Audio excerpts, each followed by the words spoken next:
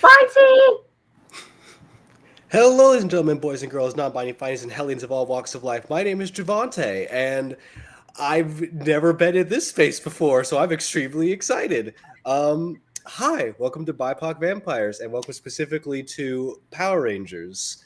Um, I don't like talking about myself too much, so instead we're going to go down the list of my amazing, beautiful, wonderful cast that I'm so excited to start off with. However, let's make it fun.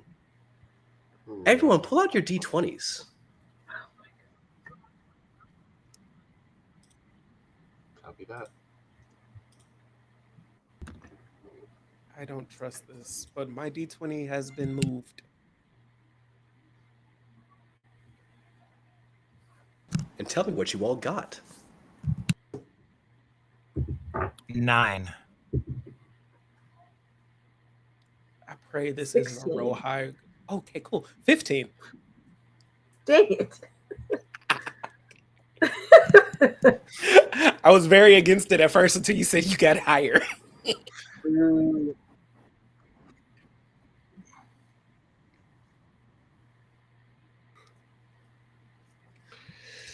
I'm trying to think then. So we'll go ahead and go for the quick intro. But with that 16, introduce yourself. Oh, Hello, that's I bad. am. Hello, I am a Dark Leopardess on all platforms. I know a lot of you thought it was a Darko Pardess. It is not.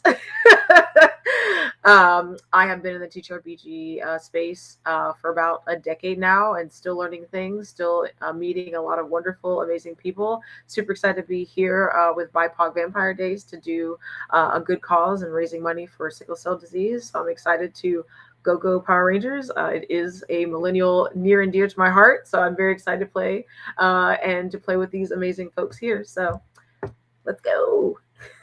Speaking of, hi, you rolled a 15. I That means did you get to roll a introduce. That means you 15. get to introduce yourself now. Hi. Hello, everybody. Hi, I am Keon. I go by BruthaQueon across all the internets. And I am very excited to be here as well. I am a TTRPG performer, of course, but I also do video production and audio engineering on the side as well, and graphic design. So if you need any of that shenanigans, hit my line. But yeah, other than that, I will be playing Kalan Zier, and I'm just very excited to play this little bundle of chaos. It'll be great. I know you rolled a 9. And while Mac's getting set up, introduce yourself. Hi, I'm Izzy Del Rio. I have been playing TTRPGs for like 30 years, but only really been active in the space online for like 2. So it's been a wonderful journey of just getting to know everybody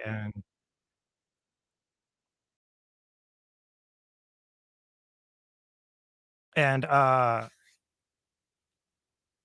think that's Max Cam. That's Mac. But yeah, I swing lightsabers, swords, and jump off of stuff for a living, and also roll dice. So let's do this. You do what? I'm a parkour American Ninja Warrior and weapons-based martial arts coach, and I make funny voices in my closet. And Mac, introduce yourself.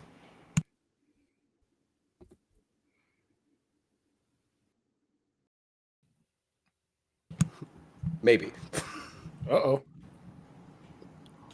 There's always one. Oh, Mac it always calling has that to be one. the one. And it's not me this time. It was almost me, but I made it.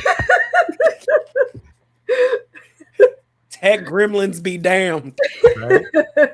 Bro, I was stressing so hard.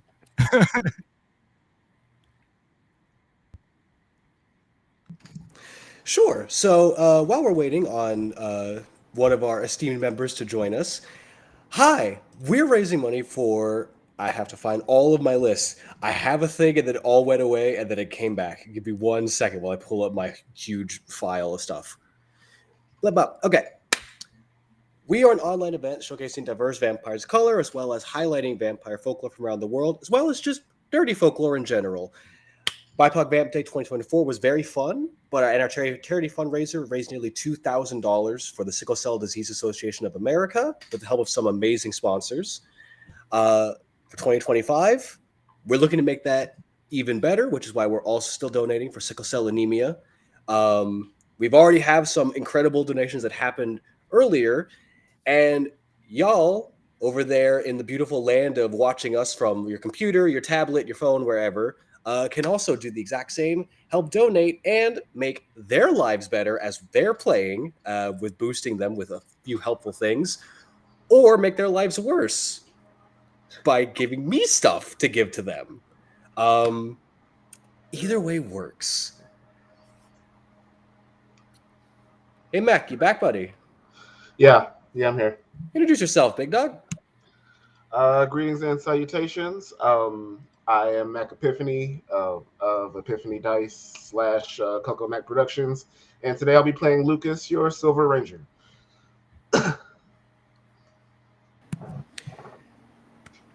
This all being said, do you want... I'm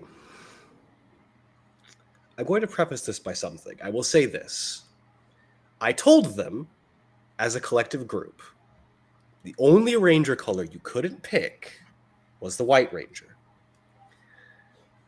With the help of an esteemed friend of mine, if you would like to donate a very specific amount, you can choose one of them to gain the power of the White Ranger. Oh. That's one of many options that's been given. Okay. Interesting. Okay. This being said, and I know we have tech gremlins are happening in the background, but for the sake of the show going on for a little bit,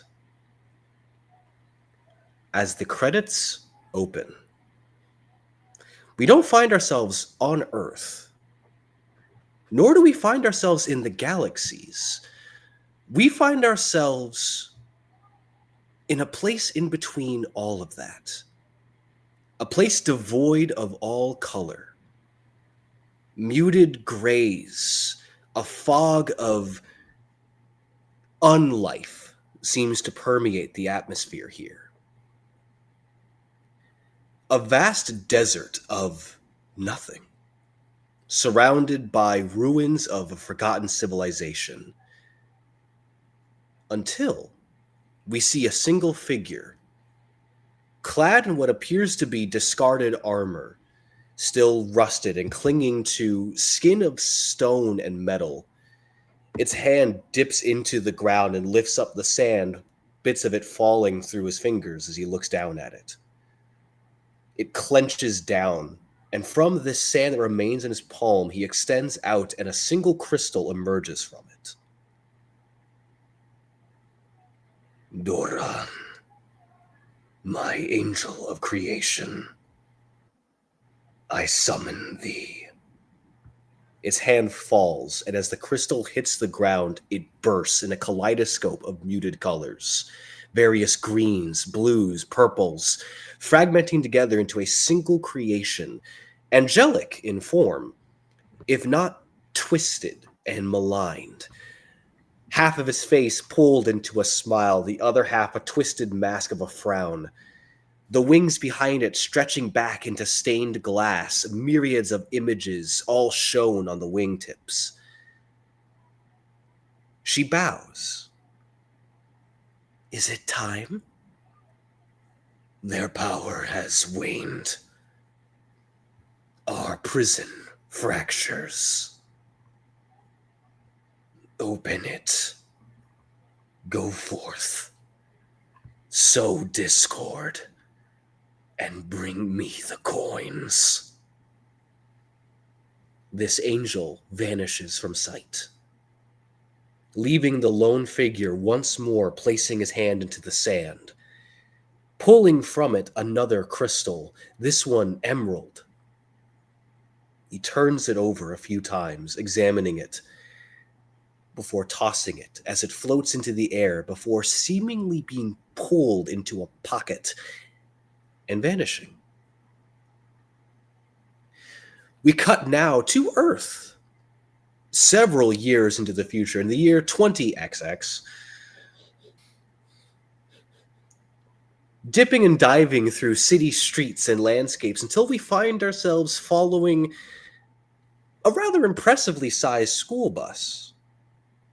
After all, what Power Rangers show would be complete if we didn't zoom in on our quote-unquote teenagers with attitude? But since you also rolled the highest in the 2020 count, would you like to introduce your character for us, and what would they be doing right now on the school bus on a field trip to the local history museum? Absolutely. Well, Cleo Zariri is absolutely reading on the bus. Very excited because history is interesting, but is definitely reading most likely a comic book. She really enjoys comics and anything involving fighting and anything that involves like action. She's really interested in that type of genre. So that is what she is doing, trying her best to ignore her colleagues rambling and jumping around all excited on the bus. And this being said, you did also roll directly following that. What would you be doing on the bus during this little trip? So Kaylon is sitting in her seat, and she has her face basically glued to one of the windows, watching as all of these things like are going past her, because this is all brand new to her for like all of like a month. And she's just like watching as all of these cars are zooming past in pure awe. And what about Fabian? Fabian is he's got his athletic jacket, his wrestling coat draped over his shoulders, and he's just got a set of headphones on, and some of the livest, hardest beats just bumping out, and he's just sitting down like with his head nodding, oblivious to the rest of the world right now. Since you have your phone out, you take notice of this. As your music is playing, there's a moment where it cuts off, as if you're passing through a place with bad cell reception, but it almost feels like instead of just, okay, it's fading out, it fully shuts off. Even your phone buzzes out.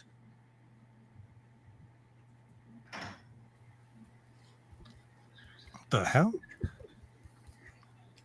As it cuts back on, you see on your phone another app. Oh, No, you're good. yeah, as it cuts on, you see on your phone another app appears. This one you've never seen show up on your phone. And to note, this app appears to look like a yellow crystal.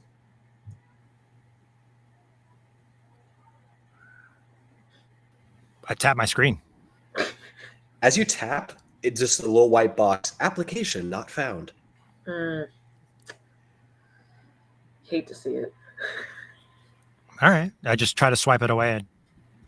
As you swipe it away, it doesn't really, it moves for a moment and just moves to the next part of the screen. And as you kind of like swipe back, it just remains in its initial app location.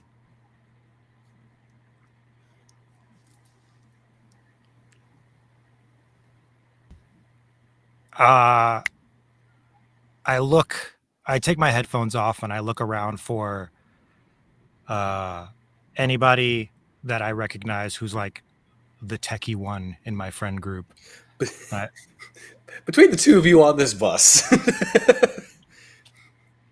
it would most likely be Kaylon. All right. And I think where she is in this whole thing is already sitting in the seat behind you and notices that you're like finicking with something, and has her whole half of her body over the seat looking like, baby, what's that? What are you having? Did you break it again? I think so. Have you ever seen an app like this before?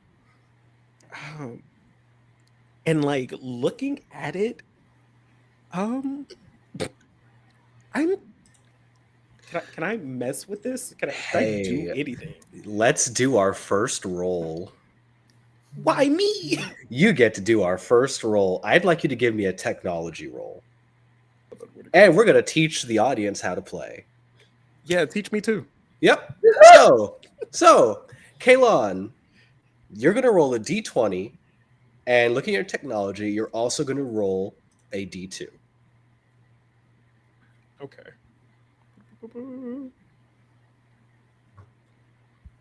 go. Okay.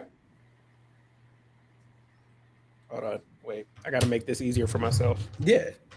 Because for moments like this, I have a D2 that is a 1 point and a 2 point. Let's go. 2 points. So 2 points. Is an 18 in total. So, fun fact, you rolled a 2, which is the highest die on the smallest thing, which means you do still get a crit.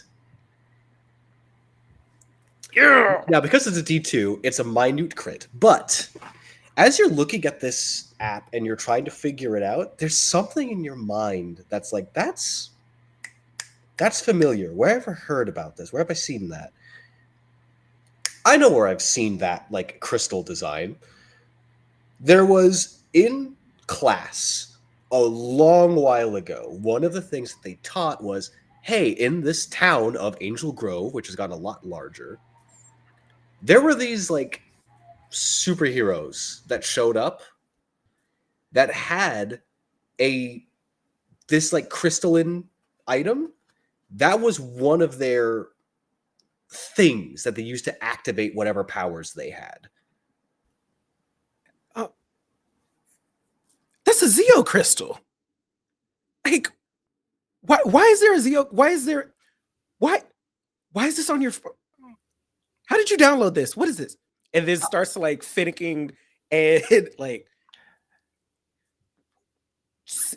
does anything else happen? Or as you're finicking with it, before we go on, Mac, would you like to introduce your character for us? What are they currently doing on this field trip to the History Museum on the school bus?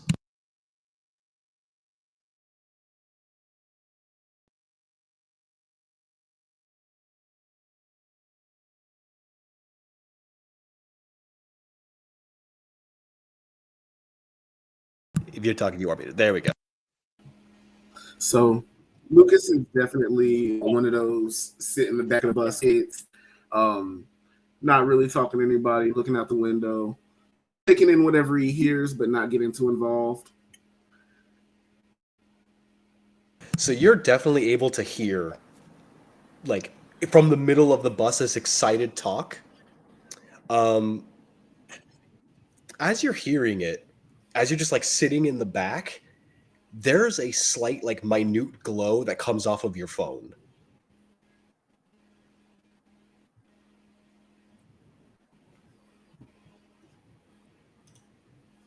This glow that appears to look as if it's just gleaming white chrome.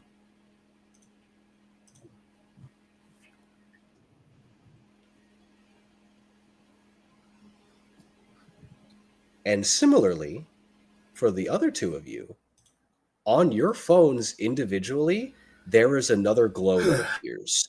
And I'm assuming that's new. Oh, yes. This sapphire color and this brilliant pink color.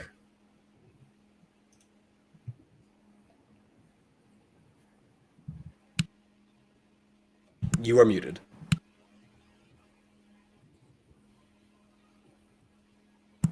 You're muted, by the way. Oh, thank you. Cleo will close her comic book and kind of look around and like dig into her pocket and pull out her phone and kind of look at it.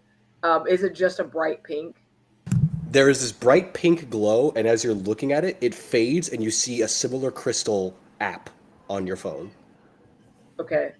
She's gonna think it's spam, and she's going to try to restart her phone. As you restart your phone, and as it comes back on, instead of this crystal, you see what appears to be a small egg. An egg? An egg. She's gonna try to like not click on it, like try to like remove it. The same, similar to what Fabian did, like try to move it off the screen. You tap it, try to move it, and the egg shakes. Oh. You do it again, and there's like another little shake. And then the bus comes to a halt in the way that only school buses can do. This violent, screeching halt that sends everyone forward. Mm-hmm. As you've arrived at Angel Grove's Natural History Museum, currently displaying the finds from around the world as discovered by several notable archaeologists and paleontologists. In fact, the entire reason you had to take this whole trip in the first place was predominantly because it's good extra credit work, and especially because a Miss Blythe Nassau, the worst teacher at Angel Grove High, made this a requirement. And so here we are. A group of you descending off of the bus, steadily making your way towards the gleaming halls of knowledge and what is going to be the most boring 2.5 hours of your time that could have been spent anywhere else. But hey, Bulk and Skulls does have a fast food place that is in this museum, so at least lunch will be nice.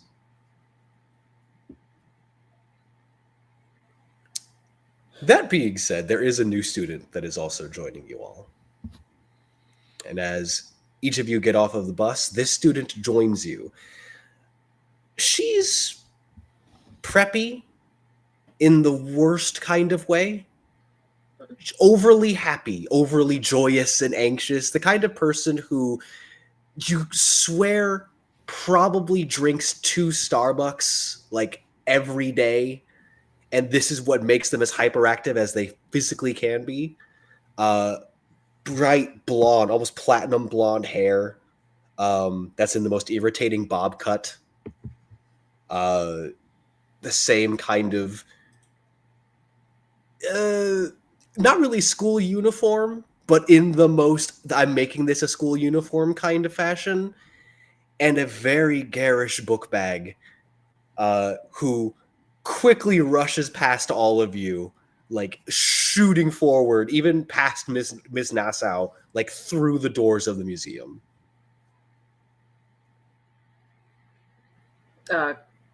Cleo will just kind of roll her eyes. But for the rest of you, the rules for traversing the museum are simple. Stay within your designated group, which unfortunately includes Miss Anna, and take a walk. As long as you meet back at Bulk and Skulls for designated lunchtime in about an hour. Which means the museum halls are yours to explore at your leisure. There's, of course, the dinosaur exhibit, the Great Hall of Multiculturals, of the Multicultural Hall, essentially, and the newest addition to this museum, the, quote, Hall of Power, where artifacts and items of the various Power Rangers that have been through Angel Grove are put on display, including but not limited to the White Ranger's dagger, the flute, sets of armor that each of the Power Rangers wore, power coins. Of the group of you all, who would be leading?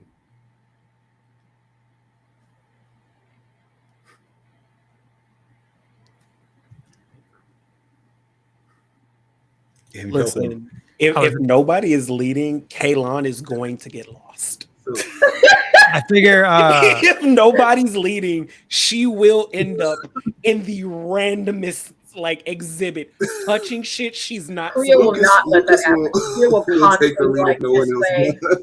this way, not this way. That's so funny. Okay, sure. Okay, sure. All right. I We're figure gonna- Fabian is we're used to giving it like Fabian. helping out in the community and stuff, so he's gonna be the one to be like, all right, guys, let's go. The faster we get through this, the faster I get to eat. As Anna like turns. So where first? Dinosaurs? Bet. Okay, dinosaurs. Vamos. And she looks like she's about to bolt and realizes like I need to stay with the group, and is just doing the jogging in place, like waiting for everyone to catch up. Kaylon is going to scoop her arm around her and just say, all right, let's go.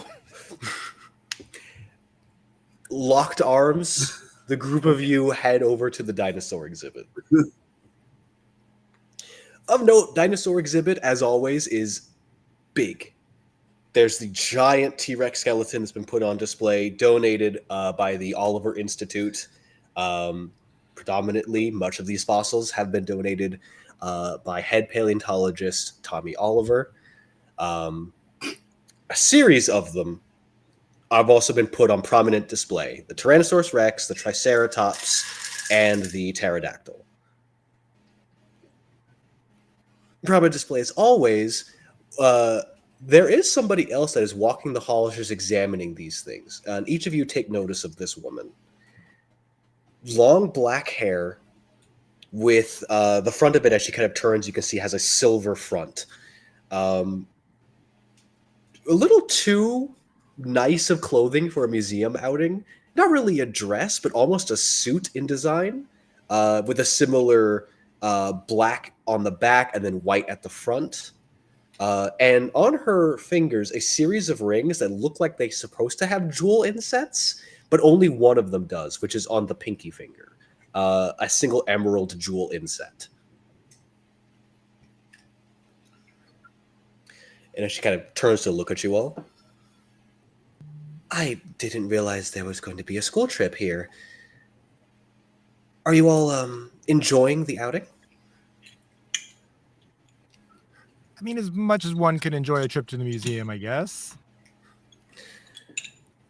I suppose I probably shouldn't assume current students love natural history as much as, somebody like me might.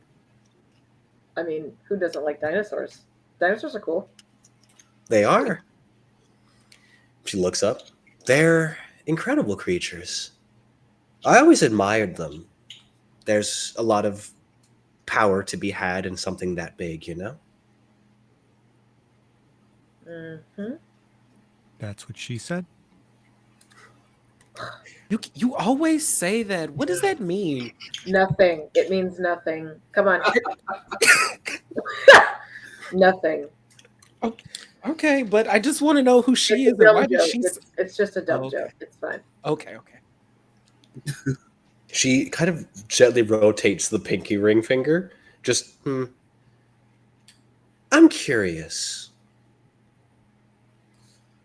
If you could meet one of these things, what one would you most like to see?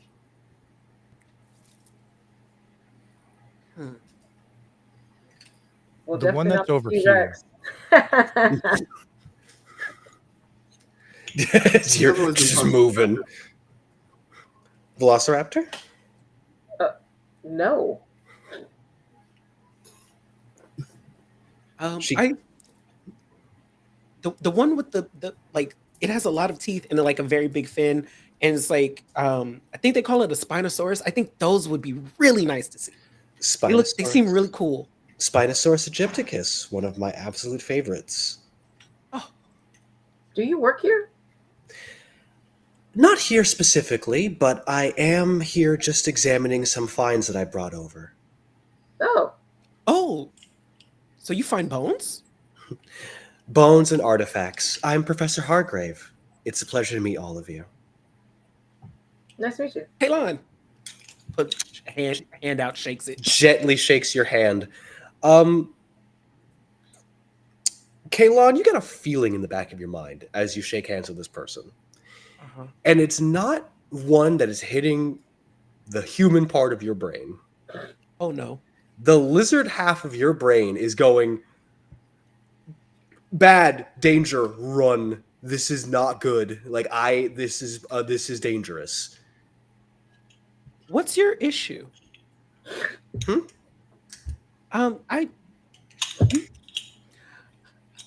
Okay, so they say I'm a little too blunt. For some reason, you terrify me. Some say I have that effect on people. I'm just a little intense. I don't think that's it.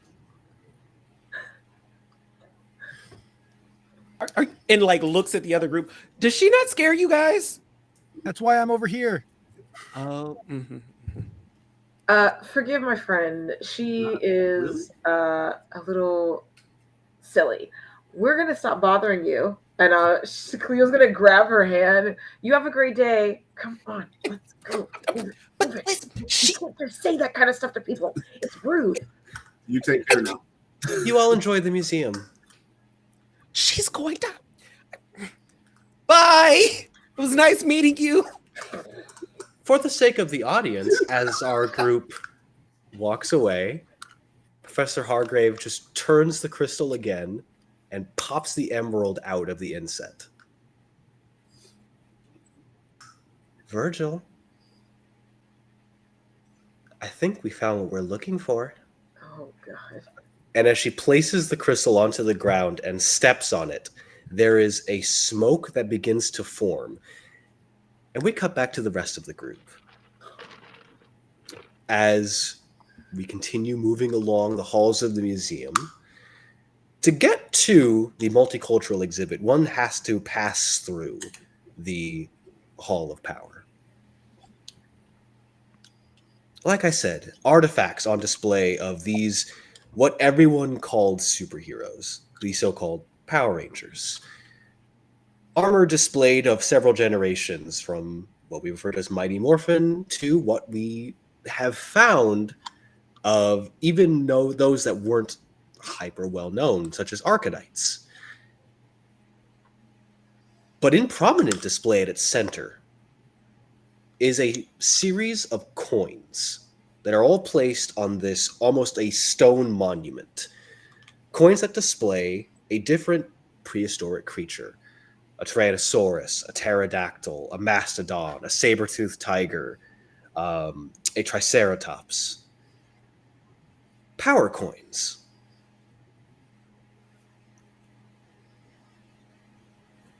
And something in your phone sounds like it cracks, and you hear a cheap noise.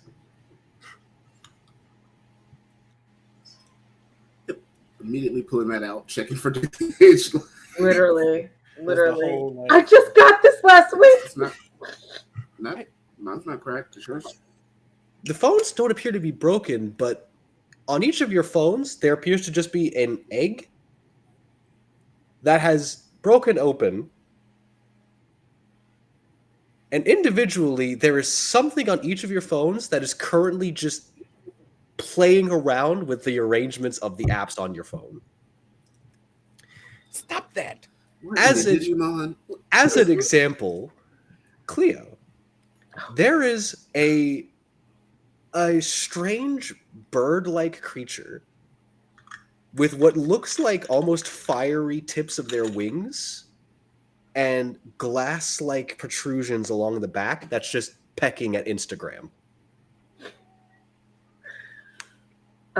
Cleo is going to kind of look at her phone and then kind of look at the other three and be like, is this some sort of thing like those interactive things that museums will do? I don't remember downloading anything. Is that what this is? How do you make it stop? These are so annoying. Can you like delete it? I don't know. It's not. It's just. I don't know. I think it's one of those interactive things at museums they do. But it's annoying. For Davi, as you're like tapping, the creature on your phone appears to be a wolf of some kind.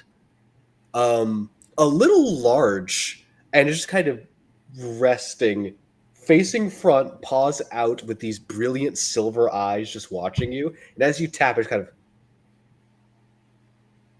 It moves its head away from your finger. Scrolling back. For Fabian, on your phone, you see what appears to be a feathered snake of some variety that, as you're like trying to move and tap it, it's just coiled around blue sky and it's just like staring. Nice. And for I had to get a very specific thing for yours. I don't like this. But you see what appears to be what looks initially like a lion cub that's just like pawing at YouTube. And as you touch, you see a scorpion like a tail like whip out and like tap back at the finger. Ow. That's not nice. It then starts poking back at it. It seems like it wants to make noises, but you can't hear anything from the phone. No, seriously, how do you get this off? This is super annoying. I don't like it. Stop. Mine is so cute. What does yours look like? Let me see. Do you have a bird on yours? No, I've got a little lion with a little scorpion tail. A lion with a scorpion tail. That's a Yeah, it's mythical like- creature. So wait, do they have different like how did you Mentor. get that? That's super cool. I want that. Can you change it? How do you change the animal? I'm not changing mine. The bird looks at you as you say that, and you get a text notification. You got mail. Just a bing, Bitch, please. Yeah, literally. which says on the notification, "What do you mean change it?" Wait. It's voice It's interactive control. too? That's super cool. Okay, let me see. What's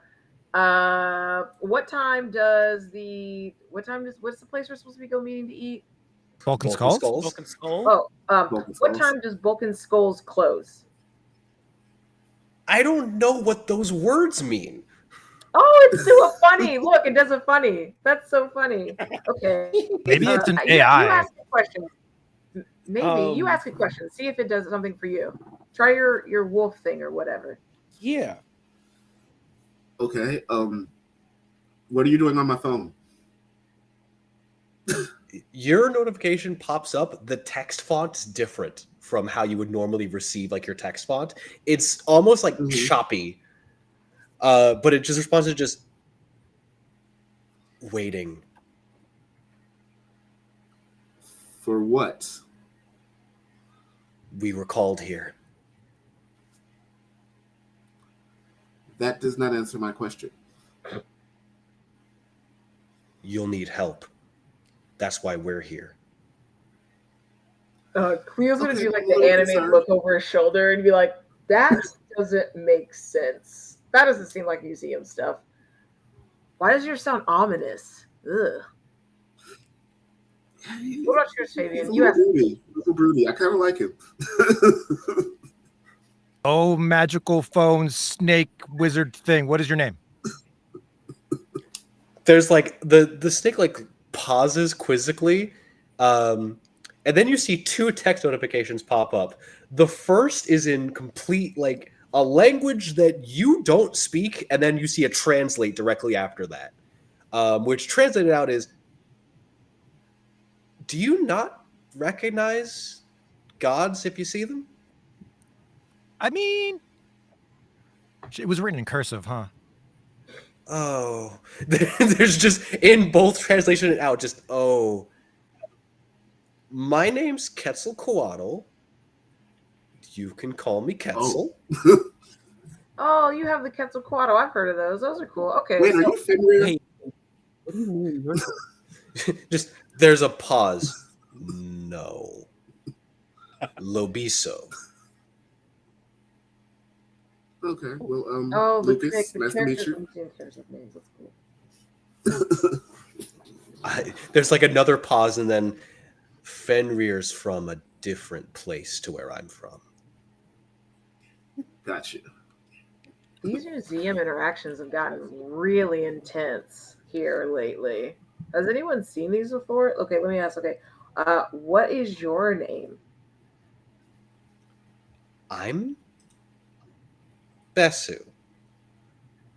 Besu. That's a cute name. There's like literally see I'll accept that.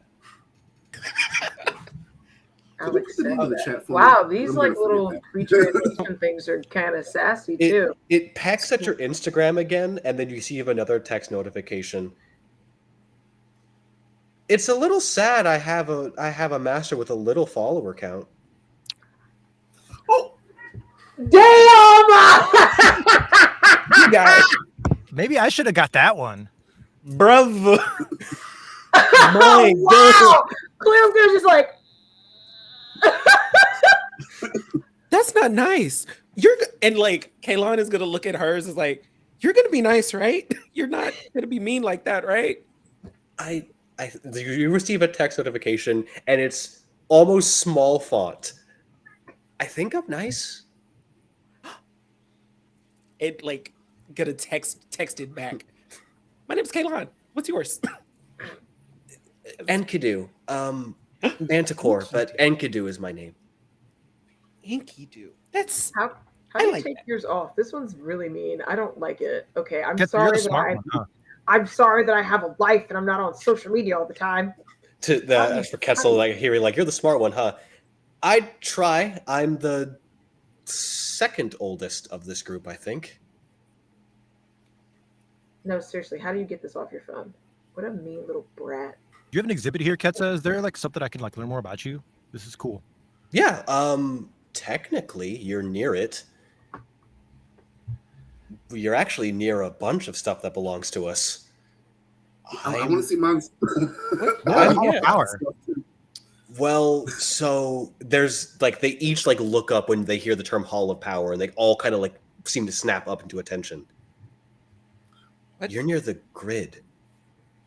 Is that why we were summoned? It's been that long.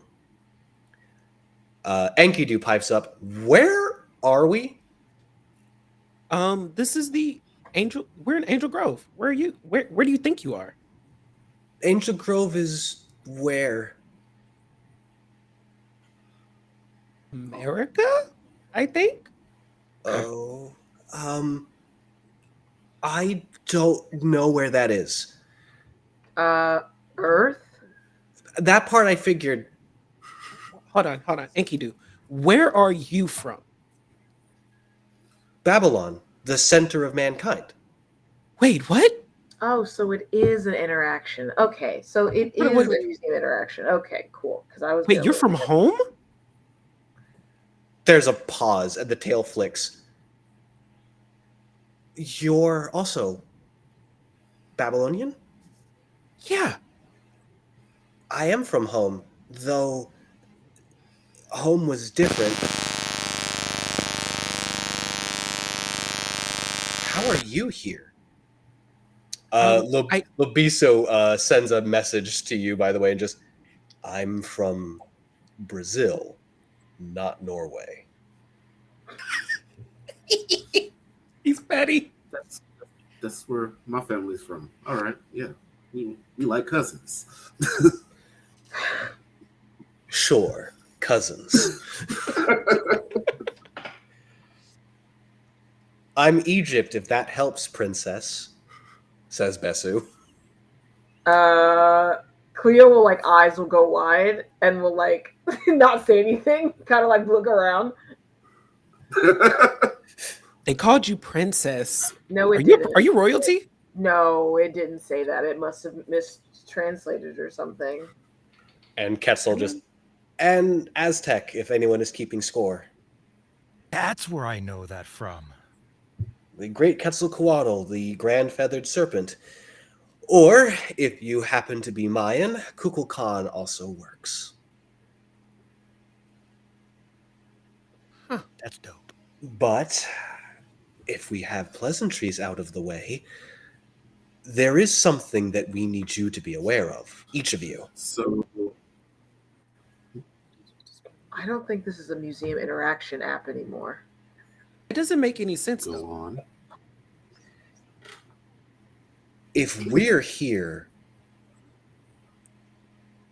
that means that there aren't any more warriors are there? I mean, we got armies and stuff, I think, still. Yeah, I didn't get anything in the news about the military or anything, right? Not The PE militaries. teacher's like a bit of a warden, if you want to count that one. They had other terms. When we first encountered them, they were Eltar. Great warriors from the sky. And Like Air Force? Like the Air I don't think Force? we have those anymore. at that, Fabian starts looking around the Hall of Power and like at all of the exhibit names and like trying to find that There word. is, you see a single suit. It looks like a red power armor suit, but with exposed musculature. Underneath it reads, power armor of Zed Altara, the first Eltarian warrior. Guys, check this out. Okay. I saw this on the way in and thought it was dope. Go and follow him. That was armor we saw. The first warriors. Well, y'all are old. One can say that. If this one's Aztec and this one is Babylonian, of course. But why are you here, though? Something's not adding up. We would only be summoned if the power to bring us was waning. The power to bring you? Why? Like, is something happening? Our presence here means that the grid, that's what we call it. It's the power that connects all of these warriors together. But if that's diminishing, that means that a danger is coming to this place. That's why we're here. The grid is in like, and then like points to Power Rangers exhibits, like that grid. The morphing grid, I guess, is a good way to describe it. Yes. The spectrum of colors, emotions, drives, everything. So, wait, if you're here, are you trying to say that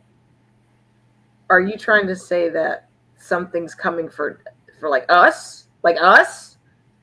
As in, we're Power Rangers. Because I think you might have got the wrong pose. Well, we're saying that something's coming for, and you hear the sound of a wall exploding outward near you. Ain't this some bullshit? Son of a bitch! Yes. As a part of the exhibit hall explodes, and you see stepping through a green draconic-like figure with fire licking from the sides of its mouth as it steps forward, a green trident held in its hand. As its head lifts and these brilliant emerald eyes stare back out. Ah, power coins. That's what you were looking for. Sets the trident down and looks over at the rest of you. We weren't looking for anything. Nope. Not at all. Not at all. If that's the case, and as it starts to walk forward, stepping towards the this stone monument, for funsies, I have to do a quick screenshot of something because I have to show you all what our lovely, as I so lovingly referred to, and now they get to use it forever, tech goddess rolled for you for your antagonist for the evening. Oh, nice. I'm just going to send it to y'all so that you can see what you get to face off against. You don't have to.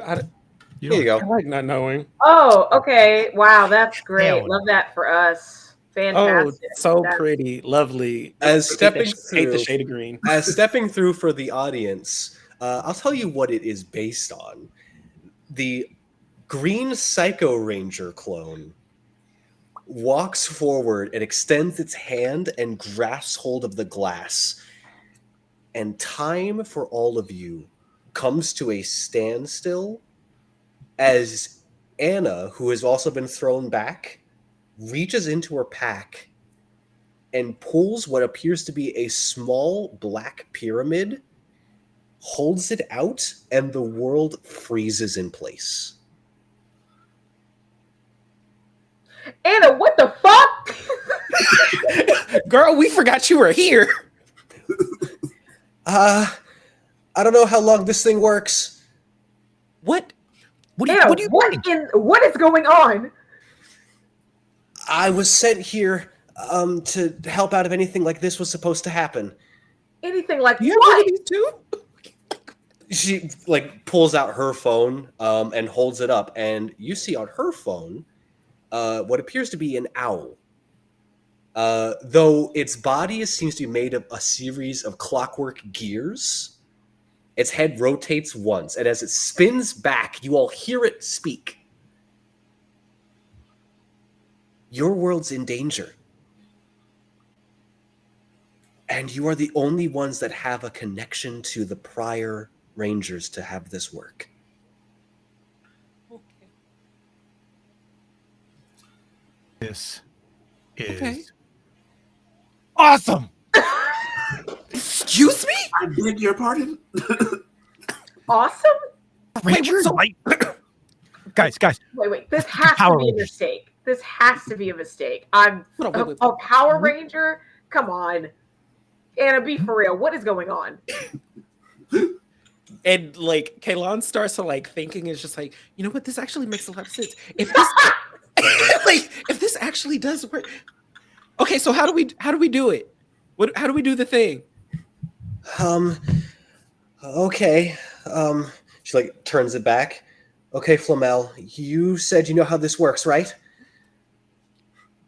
And as she presses a button, there is a series of beams of light that shine out of the phone and begin to connect to various artifacts from the Halls of Power. The bow from the Ranger Slayer, the axe from the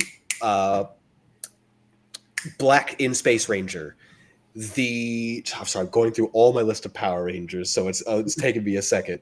The armor of Zed Eltarian, the what was it? The Titanium Ranger's Morpher. As they all connect and begin to seep back into her original phone, she holds it out, and this beam extends back out to each of your phones. I can only do this for a short time. But if I'm right, we don't have to have you all go through this without a lot of power. And as she presses another button, more light shines into your phones. And they shatter. My phone! I just got that. Reforming onto your wrist as what appears to be a morpher, seemingly reflective of each of the individual cultures that are tied to these creatures. Okay, that's kind of cool. I'm not gonna This lie. is freaking cool. Can I make I phone don't think calls on is this? a museum interaction. Should be able to. But there is one thing I need you to do right now. Mm-mm. What's I need that? you all to morph.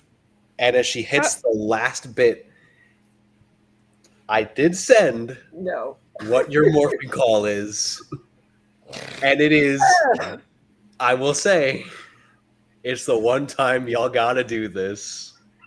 Oh my god. So who wants to morph first? Fabian, you're the leader. Let's go. More phenomenal. As you I'm say voice this, cracking all. as you say this, hand extending, this morpher splits apart and begins to grow as armor across your body. As it takes I take it back. As it takes hold, you see what forms as a shield on the arm in the shape of the Quetzalcoatl wings. It splits off and extends onto your back as an actual flared out wings. As the armor continues to move forward and encloses on the front, there is a Aztec style like chest piece that forms at its center. What flips up seems to be a snake's hood that then closes in as a mouth and extends back outwards into the helmet. And as the last form takes shape and you flare your arm out, it forms into your weapon as almost like semi-organic metal slides from the arm into your hand as your weapon. Would you like to describe your power weapon for us? Yeah, sure. My power weapon is you see Fabian hold his arm out, bring it back forward, and twist his fingers, and 2 daggers separate. The blade looking like a long arrowhead coming out of 2 sprouted wings. The handle snake skin down to the pommel that is a snake's head. Who is next? You know, I almost ended up skipping to go today. Let's go. More phenomenal. And as you extend out, whereas Fabian's was this like brilliant light, yours almost seems like moonlight that shines out of the morpher as it also splits apart. As it begins to form this armor, it initially starts at the fist as it forms into a wolf's paw that extends into almost clawed knuckles at the end. Continuing up, as well as armor, there is this fur that runs along the right side of the arm as almost like a side cape. Extends up to the head as another wolf's jaw closes, pulls back to form the helmet. At its center, similar to the Aztec design, there is this series of Brazil-esque aesthetic that goes down into a single wolf's head at its center, carrying with it in the middle an obsidian stone, which, as your hand extends out, forms into your power weapon, if you would like to describe it. So, basically, like if you know how tonfa work, where they're the 2 like Nightwing type sticks, all the hand-to-hand up close stuff. If I'll add a bit of description, as the tonfas form, there is a point at the end which you realize they look like canid teeth. I dig it. Who's next? Okay, let's go. More phenomenal. And as you extend out, as this starts, as the morpher breaks apart, it actually forms on both sides of your arms as this armor begins to collapse and form in. It starts off very stylishly, almost forming like tattoos initially that then interlock into the armor. As they hit to your shoulders, it extends out into a cape, which you realize as that goes down, the cape tapers into the scorpion tail. The lion head coming in, biting down and forming into the helmet. Again, at the center, a similar lion head with a row of extremely sharp teeth. And from the jaw, a beam of light sprouts where you take your weapon. Would you like to describe your weapon for us? What you see is that Kalon pulls out a staff about the same height as her, and it is tipped in like a golden blade, but in the center there is a beautiful like sapphire encrusted like orb. And it's you. Cleo will be like, wow, it is freaking cool. Let's go more phenomenal. And as you do, and as this form takes hold, again, the similar morpher breaks apart, forming into the armor, going up the arm. But it doesn't immediately begin to form a weapon. Instead, you see bits of this armor break off as if it's floating above you. It continues to do so, and you realize that it's mirroring the glass that was on the back of Besu. Some of them trail away and grab a hold of the Ranger Slayer's bow, which is the Pink Ranger's bow, and pulls it from the wall as this pieces of armor begin to wrap it and close around the bow, reshaping it. You see the same bird-like head snap around your face and pull back and forming into the helmet, which creates a large plumage of this similar brilliant amethyst-like feathers that goes down. And as your other hand swings out, a cape forms that covers that arm in a ranger-style attire. And as the bow finishes its formation, what does your power weapon look like? It has bits of that amethyst in it to kind of, I love a good theme. The bow is very much so the style of almost like those power bows that you'll see them use. Yeah, and it the pink and the purple kind of coming together and forming, and in the middle there's like a jewel on like just above the hand, purple gem that kind of complements the pink of the bow. And as she's holding onto her phone, as this last bit of light begins to dim away, she turns the phone to herself and presses her hand to it. I can only give just a little bit more. Last through this, and I'll take you over to the conclave. And she vanishes as if digitizing out. And as the world unfreezes and its fingers enclose on the glass and the glass breaks, the coins shake in the monument before firing off and planting themselves into the center of each of your motifs at your chest, reforming into the new morphers. And that's where we get our first title card. Welcome to Power Rangers Forgotten Grid. Hey. So, as Virgil turns and places the trident on the ground and just kind of tilts his head. So you're going to make this hard for me? Listen, if you got here an hour earlier, we wouldn't be having this problem right now. I mean, that really wasn't the plan, but That's also what she said. A ranger got to do with Fabian. who is she? Don't worry about it. Just focus. Okay. Fine. Then at least make this fun. And it plants the trident onto the ground and pulls. As sprouting from the ground, you see these strange glass-like creatures that seem to crawl out of this scar that's been made into the ground. These misshapen, medial creatures that look humanoid but seem to take on aspects of the area around them. Deal with the Forgotten, and then I'll rip those cores from your chest. Are we the Forgotten?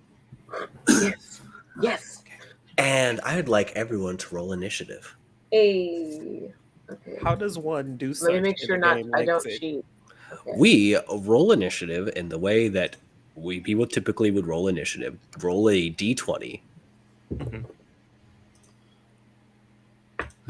14.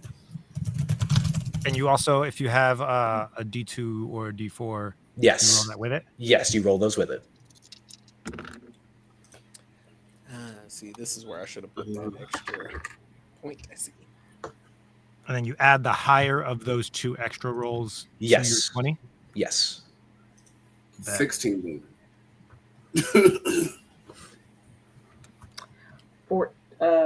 15. Math is hard. 4. Oh! You're just looking at your new suit and not paying attention. Incredible. Huh. Cleo, what was yours again? 15. Fabian. 21. 21. 21.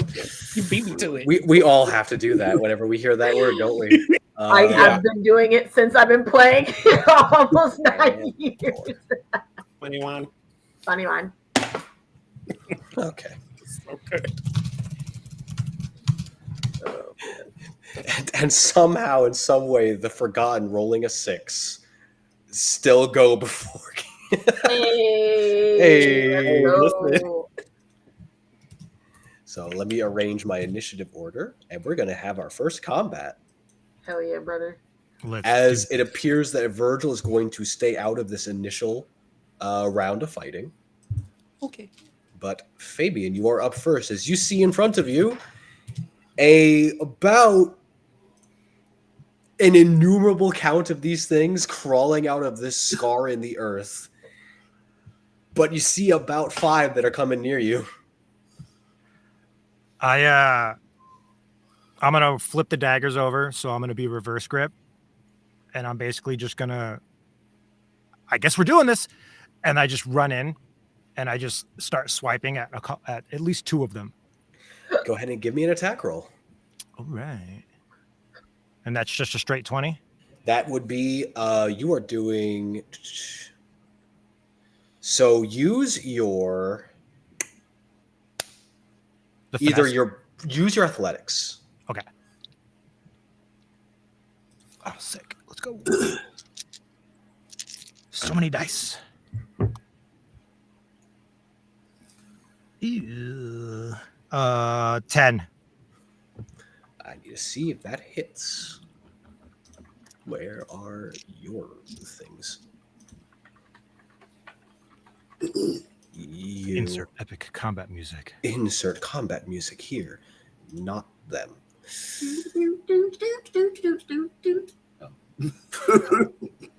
No, keep going. No, actually, literally, as Fabian runs in, he taps his where his morpher would be, and like he's looking for the Spotify app as he's running in and trying to play. My God. So as your initial strike like strikes hold, and like almost pierces into the glass, it hits one. And as it does, you kind of feel the glass like starting to break, but it doesn't quite go through. Do remember, you have personal power you can use. Yeah, I'm gonna triple strike. All right. And yeah, so that's 2 more roll. It's 1 more roll normally, right? 1 more roll normally. And then it's going to be that damage 3 times. Damn. All right, that's 19. So as you pull the dagger from it and it doesn't quite break, you see something appear on your screen, which is targeting acquired. And you feel a surge of adrenaline and quick 3 strikes to the first ones in front of you. As your hands pull back, they just and fall away like shattered glass. And I do the same thing I did earlier, and I just jump and throw my hands up. This is awesome! You were far too excited about this. Speaking of, Tommy, You're not you're up. excited enough.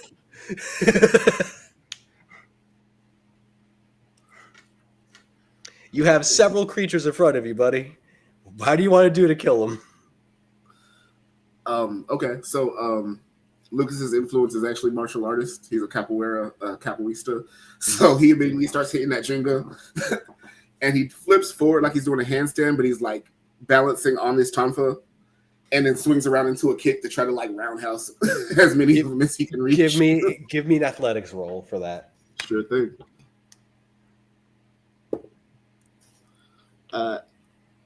17. As you begin to do this and start spinning, you again, this same sense of adrenaline seems to like pump into you. As on the helmet, you see, oh, I can make this work. As the same claws that had formed onto your knuckles form onto your feet as they dig into the glass creatures around you, and you shred them as you move through. Okay. I might be able to get used to this.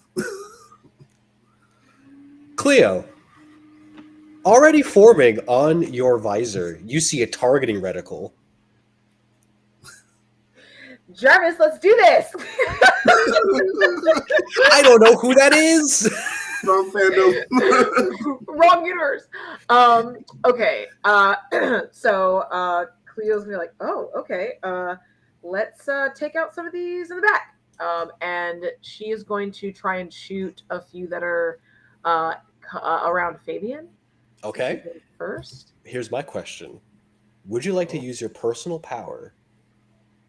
Because you have a very specific one as the pink ranger. I do. Yeah, let's do it. Let's show off for these nerds. Absolutely. I'm going to assume that you're probably going to do... I know you're going to do volley. Yes. I'm going to guess you're going to do group strike. Yeah, let's do it. All right, go ahead and give me a targeting roll.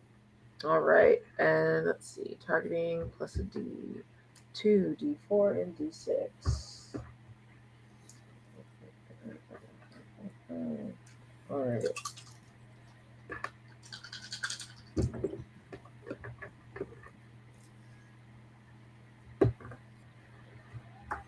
All right. Okay, I critted on the D4 and the D6. Hey! So the D6 is going to be probably your high one. Yes. So, 15. As you aim up, the Besu in your ear goes, "Oh, I have a plan. Fire." And as you let go, the arrow goes into the air, and then your body, out of your control, moves down and fires another arrow as that one is falling. It hits and separates into a series of almost what seems like starlight that, as they rain down, pierce into these creatures and shatters them each. With the crit, as it does this, one of those pieces lands on the ground near Virgil, and you see a pink line form between you and him. Bessie, that was cool. And you now see a targeting reticle that simply says "locked." Oh.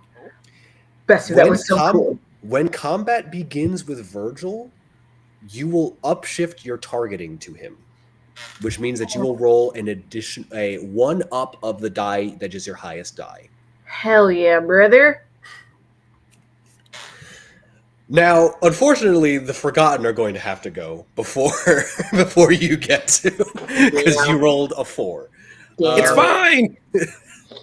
So they are the ones that have survived the encounter first are going to go after Fabian.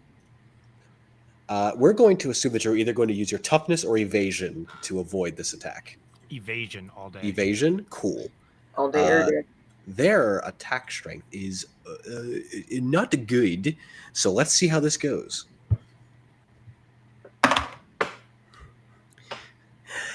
Hey, buddy, old pal of mine. Does a 20 hit you? Does a 9 hit you? No, it does not. Yeah, as these things move to strike, and it's just there's like the sparks form, and you're like, that didn't hurt at all. The next one is going to come at you. We're going after. Next strike's going to go after Davi as one of them comes close to you. You can either use your toughness or evasion to avoid, whichever one you would like to use. Whichever is higher, essentially. Evasion, I believe. Yep. So does a 10 hit you? Mm-mm. Well, Same as this one goes to swing, and it doesn't even look like you move. It just lets you flash step, and you're not there. One of the ones in the back is going to pull its own hand down against itself as you hear the sound of scraping glass, and it is going to release that hold as it's going to send a shard of glass over towards Cleo. I'm going to assume your evasion is going to be what you're using.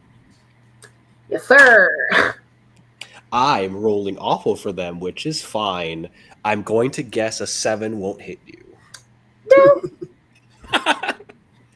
And the last one, as a more bestial looking of these things, lunges out of the group and is going to go directly for Keelan. Toughness or evasion? I'm gonna use evasion. All the kids. That's the one I rolled slightly higher on. Does a 13 hit you? Does it meet it? Beat it? Meet it does not beat it. Nope. Hey. Just barely, and it's fitting. Just barely, as the claws just go past your face. You're up.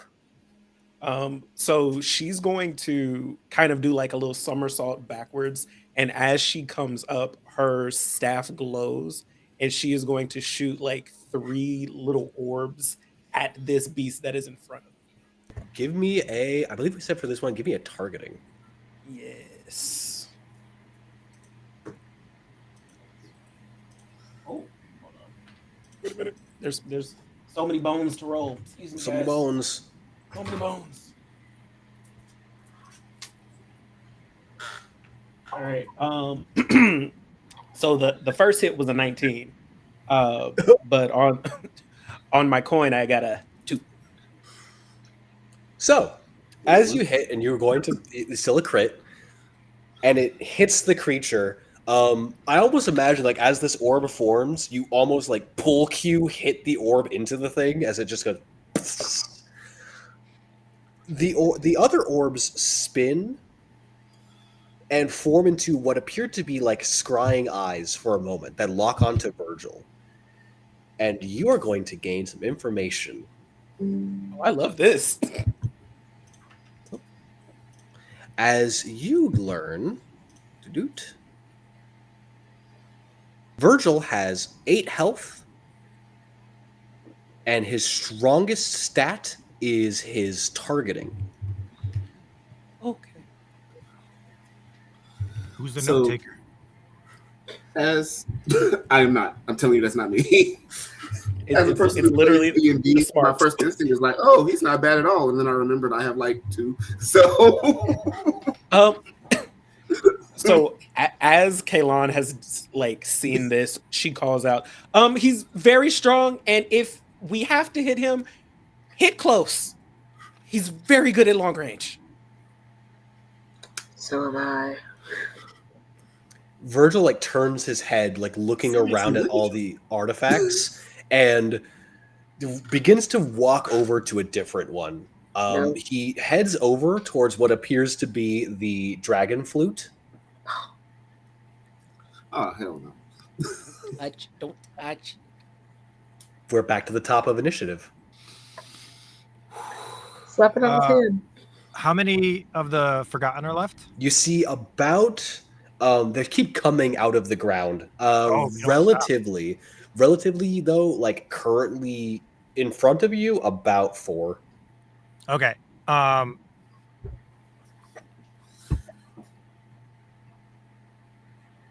think what Fabian's gonna do is like turn and run at Virgil and like try to throw his daggers at him. Give me a targeting check if you're going to use them as ranged weapons. Okay.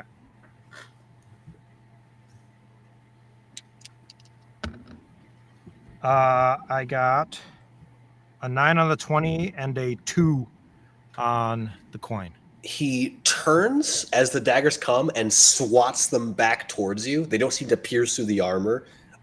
He has a very bemused expression as he does this. Do you know how many rangers I've killed? Ooh. No, but I got a feeling you're going to tell me. You want to tell us? He clenches his left hand into a fist, and you see what forms is a ball of colors. Red, yellow, green, blue, purple. And as he like turns and spins this, he opens them up, and you see about 10 orbs of these colors in his hands. So are you going to add to that collection? You know what? Guys? We're supposed to be at Broken Skulls in like 10 minutes, man. Wait, so if those are colors and you're green, can we put you in there instead? You can certainly try. Okay. And Davi, you're up. So I'm gonna try to beat him to the to the dagger. All right. Nice. I figure if he stopped to swat away some daggers, I can kind of. As you run over, I will say that you're essentially like pretty much right next to them as well. But he does, still facing away from you, points the trident towards you now. All right. Time for like spinning in my hands as I'm going like. And you say it's like flying at me? No, not like throwing it towards you. He's pointing it and like a stop moving. Like, don't come close to this. Chaos roll. Hold on. Okay. Wait. Yeah, I'm gonna keep going. All right. I will say, for the sake of this, he is then just going to attempt to make an attack against you, to push you back, which means I get to roll a couple more dice.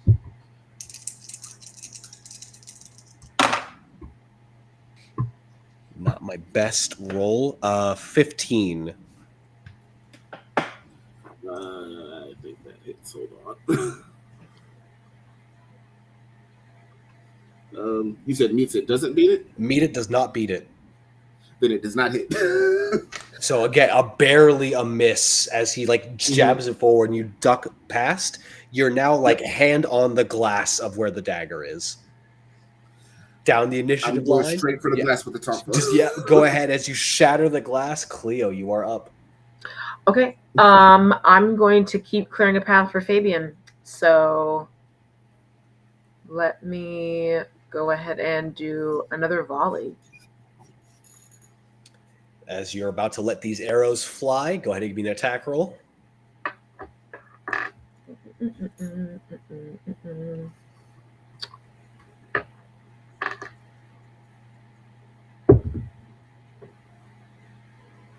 $19, baby. Hits. Heck yeah, boy.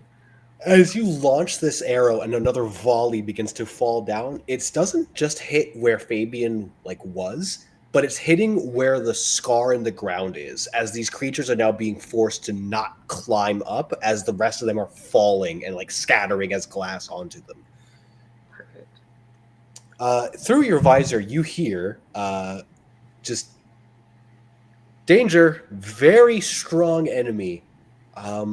We're preparing something for that, but I recommend destroying him. Okay. This is the most smart aleck bird. Oh, I got the most sassy fucking chick on earth. Okay, so okay. It's gonna be like, okay, Besu, I hear you. Good. Right. Preparing thing in the background. How comfy do you want it to be? You know what? Never mind.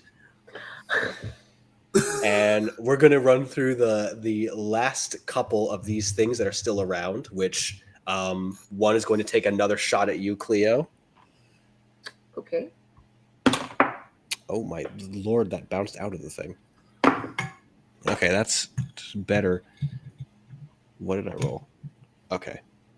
14. Nope. Yeah, again, shot just going wide. Can't touch it. Fabian, behind you, one of the things reaches its arm up, and you see the glass, almost like the T2 Terminator, liquefies out and forms into a blade. It's going to attempt to drive it into you. Baby, watch out! I rolled a 1. Dang, that's crazy. Go ahead and give me an athletics check for a attack back. Okay, it's a 22, a 4, and a 6.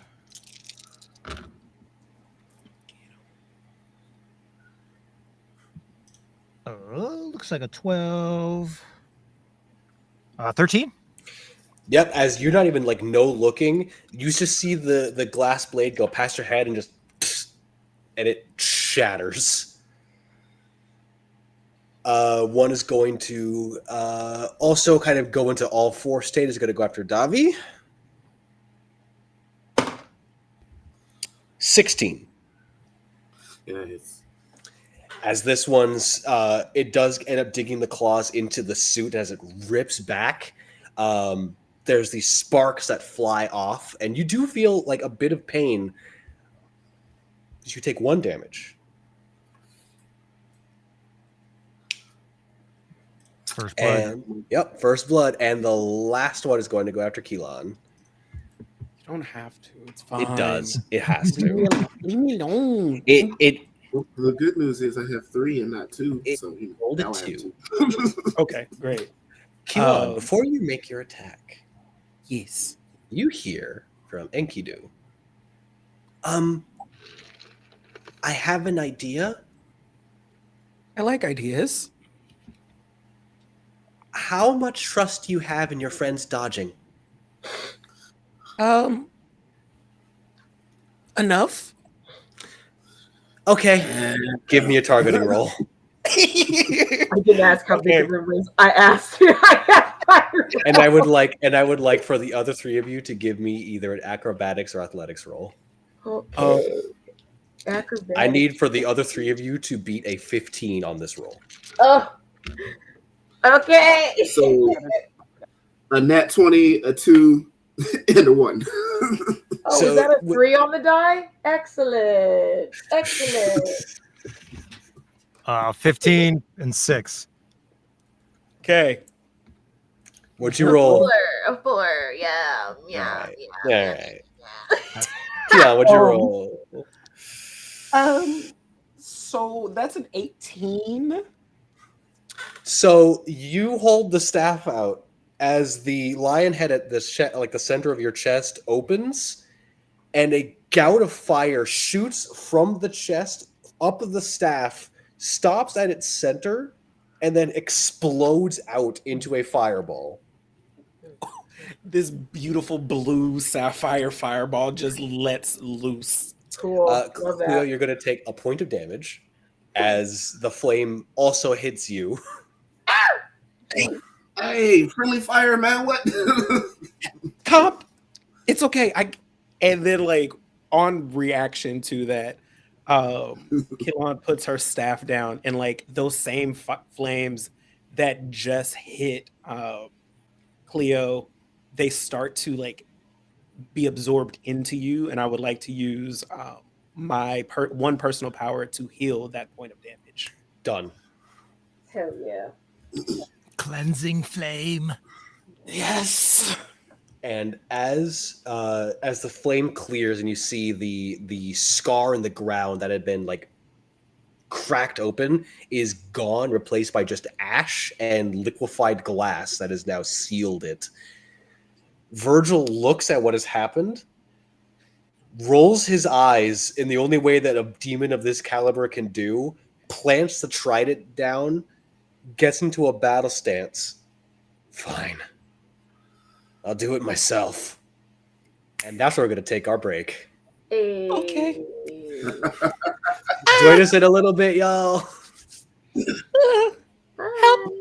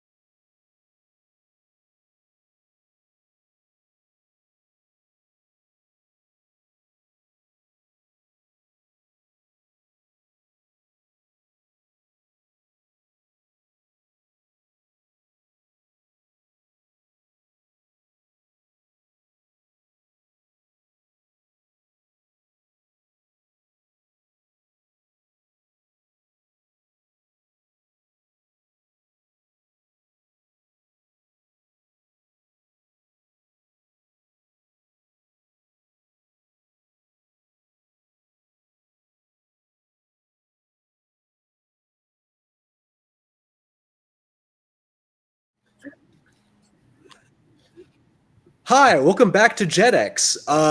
We're playing Power Rangers. We're on to fight time. And as we know, every time you beat all the minions, you get to fight the actual enemy. So I now have to roll initiative for Actually, no. I'm going to put Virgil's initiative is going to go back onto the Forgotten. And we're starting right at the top. Would you want me to roll his initiative? I would like for us all to roll initiative again. You know what? I would prefer. You know what? Do we want to do that? I'll go for the majority vote. God damn you. Majority vote. I'm just saying. I rolled high. Stop. Virgil gonna kick my ass, is what I'm saying. Don't worry. I got you. Actually, you know what? No, this is fine. This is fine. Right. I like where we are. Top of initiative order. Let's go. Okay. Kick his ass. Yeah, I'm just gonna. He stopped. He put his hand out, and he's just sitting there, trident down, hand out. Mm-hmm. In the most ready to go. Let's do this. Yeah, I'm just gonna literally just freaking jump, flip in, and like come out daggers down. All right, give me an attack. Athletics.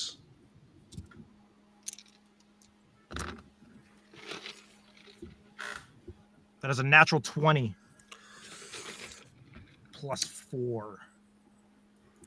So you're going to double your damage. What is your standard amount of damage you do? Power daggers are sharp plus 1. So you do 2 damage. Yeah. Okay. So as you dig these into him, and it does pierce in, and you see this green light form, you see the flames on him rise for a moment as he just been a bit since I ever felt that. And you seem to see his power seems to grow a little. But you have done damage. All right, I got 2 attacks. Go ahead.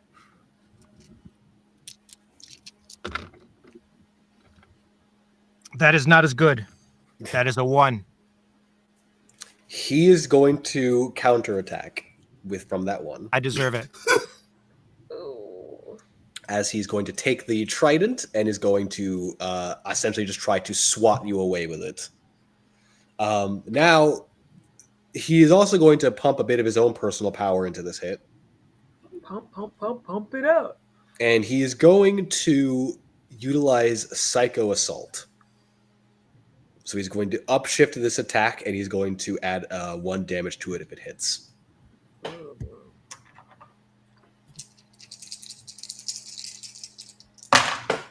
Why you do this to me? Does a 18 hit? Yeah, just hits. So you are going to take 2 damage from that. Ouch. As he swats, the sparks again form as these green flames formed onto the chest as you like flip back and land. I land face first. Yeah, just Yep, flat out. I just flip over twice and just. Oh, hold on. I see a donate. Interesting. Hold on. That was $10, you say? That was $10. I need everyone heals 3. I need to look at my list of donos. 1 Momo. Please. Hey, whoever did that $10 donation, what party member do you want me to give a special grid weapon to? Ooh. Please let that have been me. Like, I beg. You mean the one that hits their teammates? Dragon Dagger, for Is that the one? Let it have been A me. Good. bigger, bluer fireball. Oh, okay. No, I'm not going to roll for it. That's evil. That's evil. Our lovely tech goddess is going to roll for it. Get a T4. I support this. Same. Oh, That means... All right, as Fabian, as you are laying on the ground, because you are first on my camera, as you are laying on the ground, you hear in your head, okay, that hurt a lot. All right, new game plan. And your daggers begin to elongate out into these curved, almost like kukri, that as the snakeskin unfolds around your hands, it's almost like a kukri knuckle duster. As you are granted the grid weapon Quetzalcoatl's Fangs. These will do an additional poison damage per every hit you do. On the grounds that you gained it, feel free to make an attack roll. Yes, will do. Athletics. 16 and 2. So 18, I guess. 18. So as you swing back, you're a little further than you think you are for the hit. And then the armor shifts and elongates out. As like a snake strike, it cracks into Virgil and pierces through as he's going to take another 2 damage. Let's go. Davi, it is your turn. Okay. First things first, I'm going to grab that dagger that I risked my life for. Yep, you grab a hold of the dagger. It's the dragon sword dagger. It's the flute.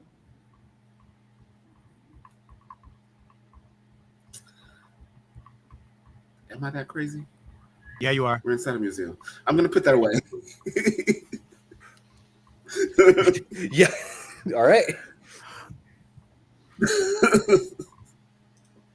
But if we get outside, it's on. But yeah, I'm gonna go for some good old capoeira action and some spiky feet. Give me that athletics. Give me that athletics check.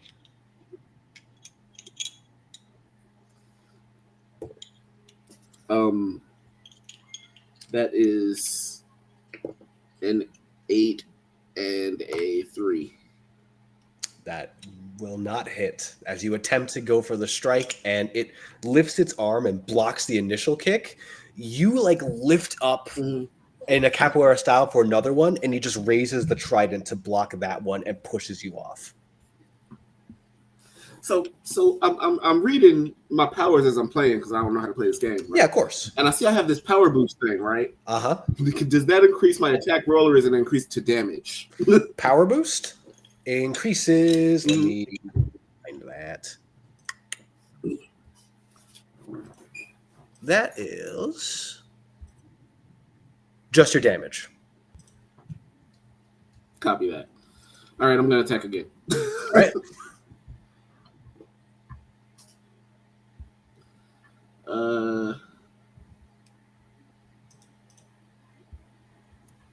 15. What's your armor? What's your armor? That unfortunately meets it, does not beat it. Again, foot plants down. Hard enough to hurt, but just pushes off again. Okay. Cleo. Okay. Okay. Well then, sorry. Use a PowerPoint to heal. Yeah, go ahead. Use your PowerPoint as the armor reformats itself. Fair. Cleo's kind of that initial fire, like it hurts, and then she sees it wash over her again. It was like, okay, that was weird. And then she's going to. Sorry about that. She's going to see Davi attacking, so she is going to like run and then take a shot at Virgil. We're going to. I'm not going to volley this time, So yeah, we're just gonna run, jump up real cool, aim, and Give me targeting. And that would be targeting as well. Yes. Okay.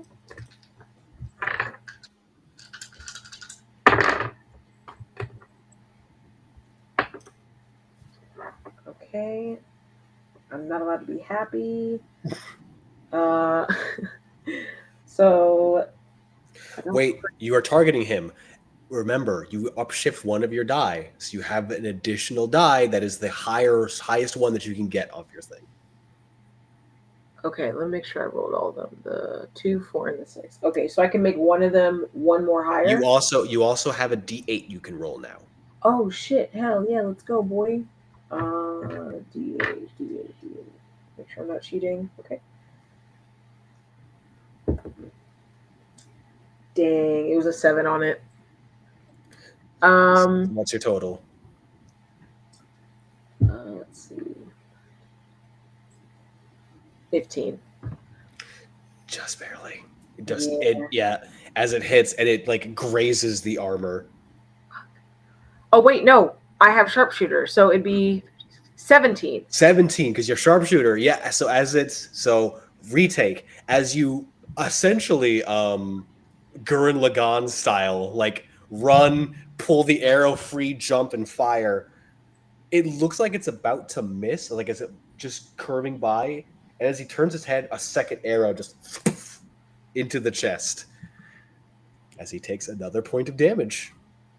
Let's go. I think that's all my actions, right? Yeah. Mm-hmm. So you hear in your head, you're doing great. It's still alive. I'm doing my best, Besu. Okay. This fucking bird. It is Virgil's turn. Of course it is. And he is going to use his personal power, which he's going to use 3 of. He's going to take the trident, press it into the ground, and twist it. I'm growing very tired of this. And as he slams it down, a gout of green flame is going to burst around him. I would like for everyone to give me an athletics or acrobatics roll. Looking to beat a 15.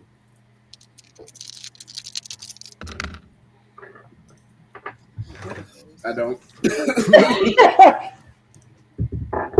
Oh, shoot. The dice tell the story, baby. Also don't. Okay, well, my dice is running away from me. Okay, we'll grab another one. Don't fail me now. And it did. But all fail. Cinematic as fuck. Cinematic my hell. God. Works. Wait, As you yep. Yep. As this flame spreads out and hits each of you, pushing all of those that are close to him back, you all are all going to take a point of damage. Okay. Just got that back. As he pulls the trident free. You notice, though, that the green flame on his body is lower. Real quick. Yes. I'm going to use my destiny influence. Mm-hmm. And real quick, I see it all happen. I see the fire explode. I see us all get thrown back. But I feel like I've been here before, and this is not how it's supposed to go for me because I'm going to help them. Okay. So I get to re-roll the D20 because it's lower than the maximum on my smallest die. Yes. And I don't add anything to that one, right? Or do I add the others? What is that one at? This one is at 15. You can add something to that one. Yes. So then I would have a 1 to it because that was yes. Or I had a 2. I would have a 2. Yeah. So it would be a 17 total. 17. So you would succeed. Would you like to succeed, or would you like them to succeed? I would like them to succeed. Time slows. And as you're about to be thrown backwards, the shield that had formed onto your back from the wings unclips, and you see it like separate into these segments and wraps around the others as the three of you do not take the damage, but those shields break in the process.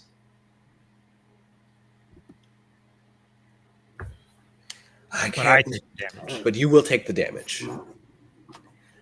I can't do that again. Good. And Is it my go? it is your go. Beautiful. So Kaylon, like as this fire is coming towards her, she's going to spin her staff and catch some of the fire in it and starts to turn a blue color, and she's going to put her staff right back down into the ground, and it like shoots out towards Virgil, but one also is heading towards Fabian, and I would like to heal Fabian for 1 health. And go ahead and give me that targeting for Yep. Everybody's face when I say I'm going to hit them with things. What do you mean? I'm all right with this. Diabolical, son. Firebolt, but That is an 11 on the D20 and a 6 on my D6. so that's a crit. Because the D6 that does hit because that's 17 in total. You already have information. So do you want further info or do you want to increase your damage? He's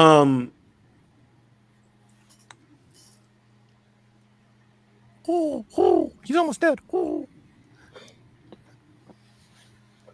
Okay, fine. Zords. I didn't. I just remembered a thing. I wasn't even going to hit him for damage. I was going to hold on. There's a thing. I was going to lend assistance. And basically I was going to use it as a way of basically giving the next person an edge to hit him. Okay. So as you send this blue flame back, it forms into this circle around Virgil. And as he tries to step through it, this lion-like paw comes out and swats at him, which makes him step back. Not going anywhere, buddy. And back at the top. I'm doing the whole, Yeah. like standing in front of him. Just, all right, Ketzel, let's do this. And I'm just gonna run and try to like rolling uppercut him. Now, with a shift up that you have, it's not increasing your dice, it is giving you advantage. Okay. So that'd be re-rolling the D20 to get a higher result. You got it, dude. Got this. It's cocked. Kick his Okay, ass. so that's a 6 on the first roll. Okay. An 11 plus 5, so 16. Hits. Kick his ass. How do you want to beat him? Hey! So good. I'm just gonna I'm doing those rolling uppercuts. I get like good a 3 in. I get 2 hooks into the chest, and I'm gonna freaking just rising uppercut him. Sure you can. Sure you can. Yeah. As this hits and his body lurches backwards, it flies and hits into the glass wall of one of the enclosures and just topples to the ground hard. And of course, as Ranger, as you land and turn, there's that explosion behind as it explodes out. You all hear. So you bested my champion. Okay. I don't like that. No matter on that. There are always relics to utilize. No. Virgil, I impart to you a relic, Serpent Terror. And as he closes his hand, there is the sound of crackling thunder as Virgil's form begins to rise and grow larger, breaking through the museum as a much larger, much more draconic looking version of Virgil has formed. That wasn't the plan, but Fabian, how are we dealing with this? You got any get big spells? No. Do I have any get big spells? We can do a thing. I like a thing. Okay.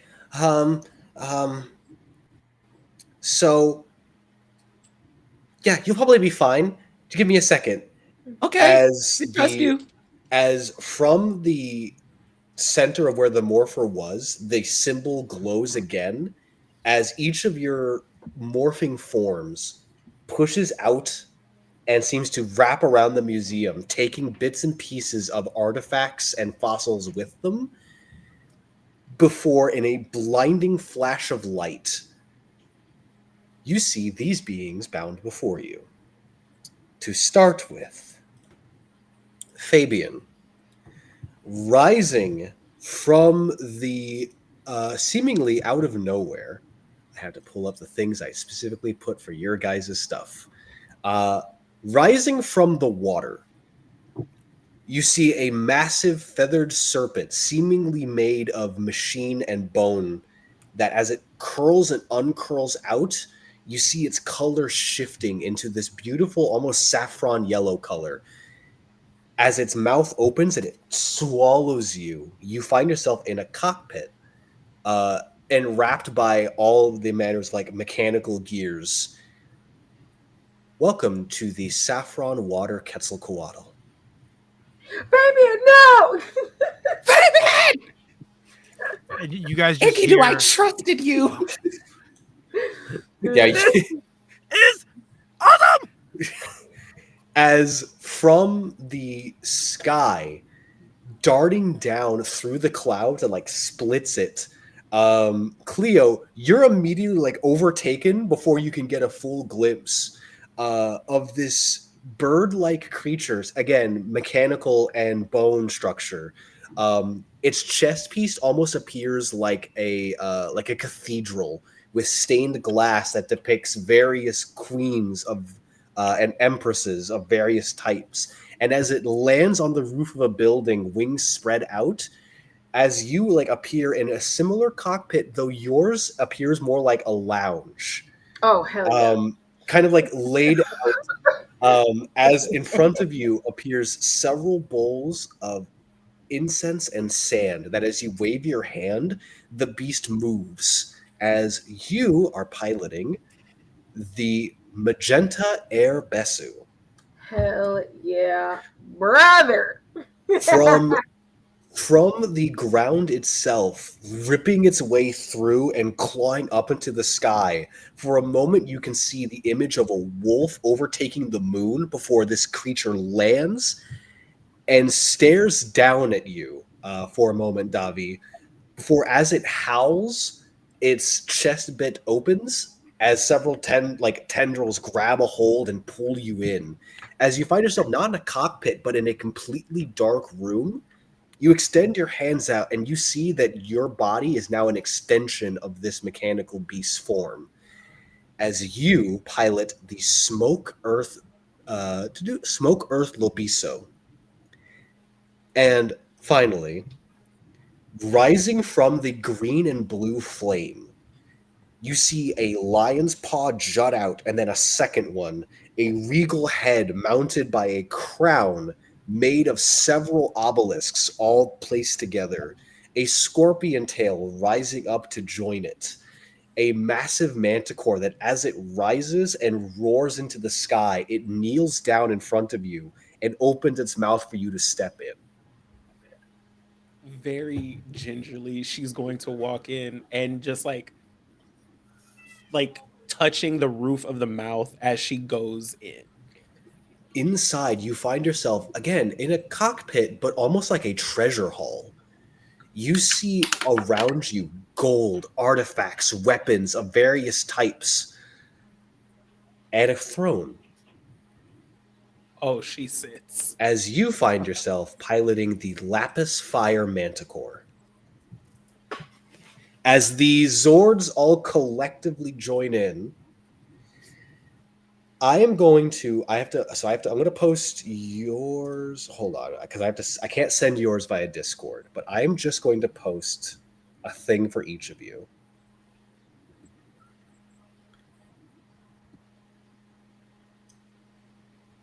Let's see if it lets me copy and then paste all of these into.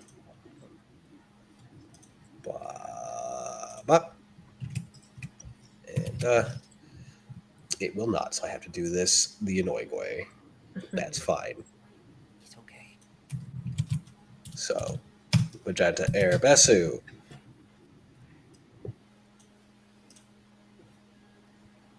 You can ignore much of that. I will just tell you what you can do as we go through. Smoke Earth Lobiso.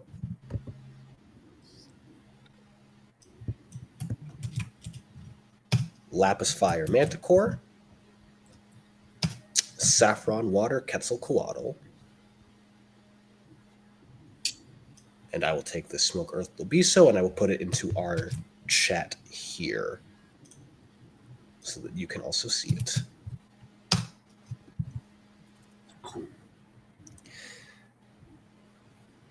As you are pulled into the command of this, you now hear that same voice from the owl from earlier. I'm trying to get you all fully connected in. Whatever that thing is, it's really strong. You're very strong too, but if you struggle, I can do a thing to help. Thanks, Anna. Wherever you are. And we're back at the top of initiative order. You get to pilot a Zord now. Yeah.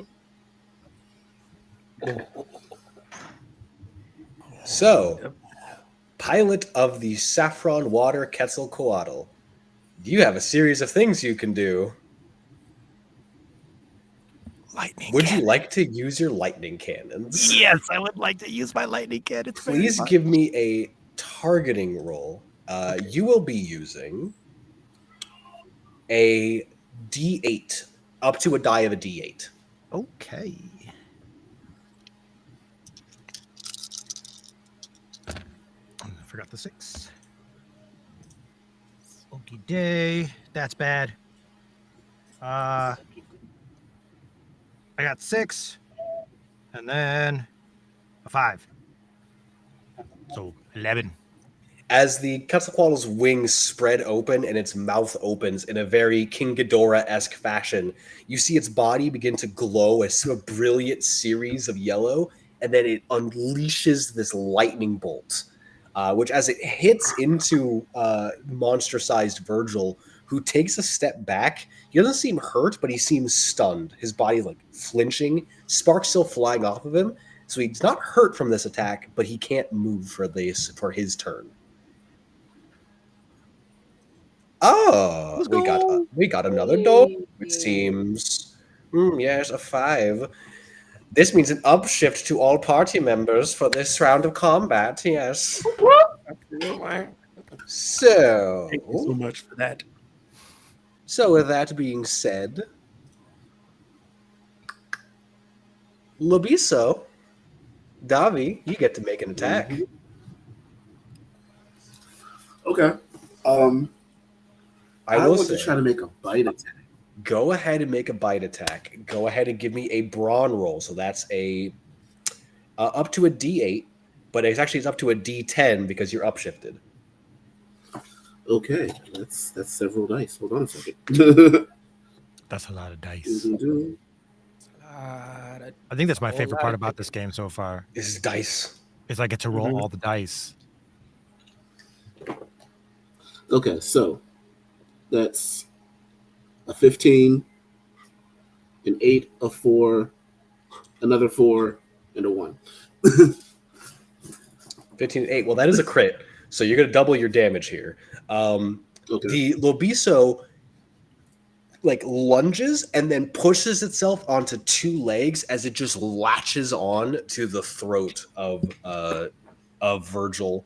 And as he like tries to pull off, jets on the heels turn on, and Lobiso spins along the throat before launching himself off, just serrating through to another series of sparks that come off.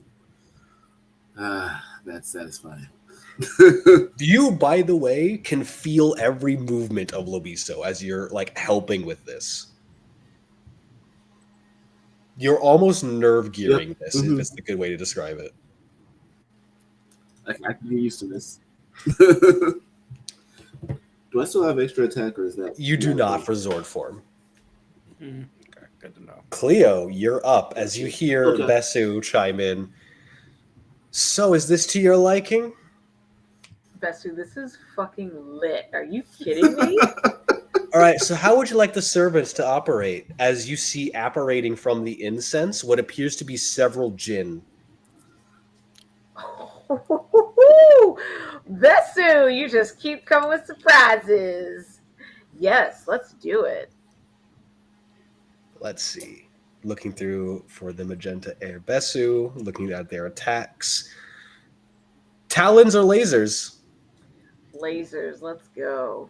A red jinn turns, extends their arms out, and clenches their fists. Give me a targeting roll. You are upshifted, so that is a D8. Not D8, D10.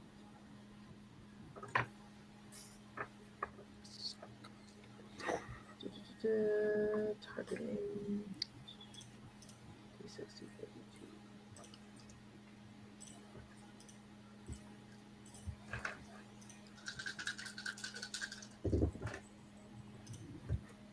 All right, looks like the D4 is a crit. All right.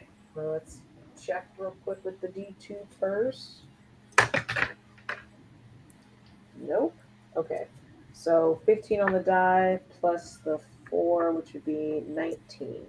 And with that 4 being a crit, as the jinn like extends its hands and clenches its fists, Besu's mouth doesn't open.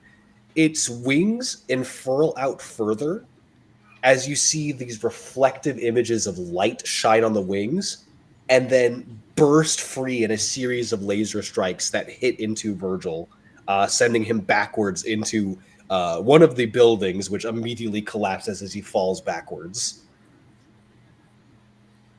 Oh my gosh. Besu, so cool. I think we should take to the air as the Zord lifts off into the sky.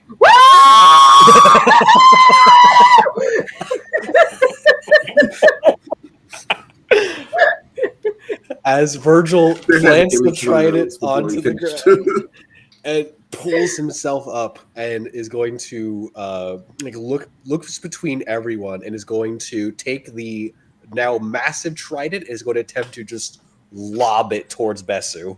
That makes sense. That's fair. Oh man. Catch it. Catch it. Catch it. Catch it.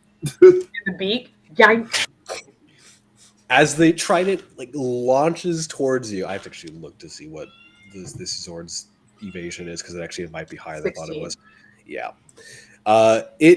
The beak opens as it catches the trident and just lobs it back, to which Virgil catches it again and pulls himself into a battle stance, the flames jetting off of it a bit higher.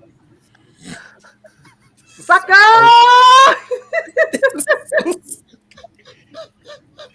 And I'm so happy you are having as much fun as you are. This makes me so happy inside. Keelan, yes. You are up. So Keelan is sitting on top of this throne, and her power weapon has kind of formed back into a little chalice that she's holding, and she's like, "Enkidu, this is great." Do you want to see something really cool? Yeah. Okay. And the head lifts. I'm going to ask, would you like to use the claws or the forehead lasers? I want to use the claws. Okay, I go wanna ahead and get in use there. go ahead and use the claws. Give me it's all right. Go ahead and roll me its brawn, which is going to be a D8 instead of the D6 for your highest. Okay. I will say, just tell you what's going to happen is that as it lifts and lifts the claws, it doesn't move forward to attack. It swipes through the air, ripping open a portal in front of it. As you see from the gold and treasury behind you, the weapons vanish from it and fire from the portal. Are these Gilgamesh's weapons? Yes, I'm Enkidu. Oh, that's a 19 to hit, by the way. Yeah. Yeah, as they spears into, and as he's starting to stagger and begins to fall again, but the flames jet out further. You all hear, that's not taking it down, huh? All right, new idea. You still have the dagger, right? Sure do. Pull that out, because we could use some help. As you hear a button press, and the Zords all begin to move to attention, like backing up. As the dagger lifts from the mouth of Lobiso, as a light shines from it, it grows and extends in size as the Zords begin to combine.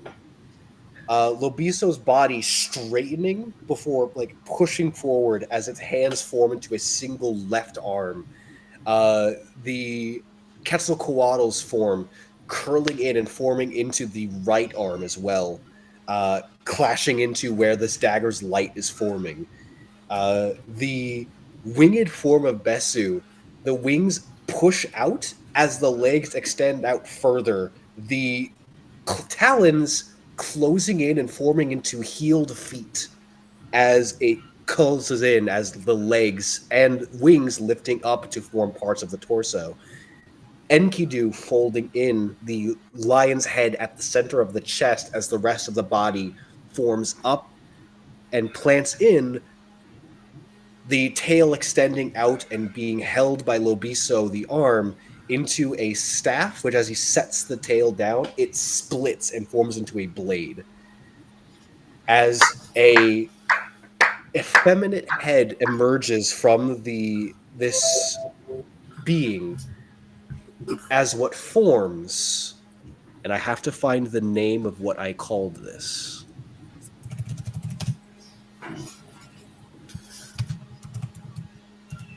Where'd you go? As Yamaya forms before you. Let's go. As you all find yourselves within a center main console, and I'm going to post the Grand Titan Yamaya's stats.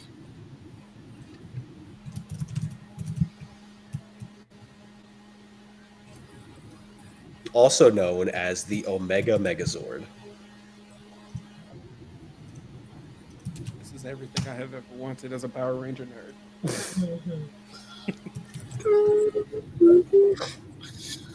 Listen, my days outside playing Power Rangers with my friends, it's all boiled down to this.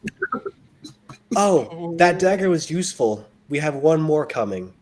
As the wings push up a little further and fold over the head into seemingly a crown, as you see what seems to be a single white form emerge, lunge, and forms at the back, arms wrapping around to form almost like a robe-like sash, as the tail of the Dragon Zord extends out further.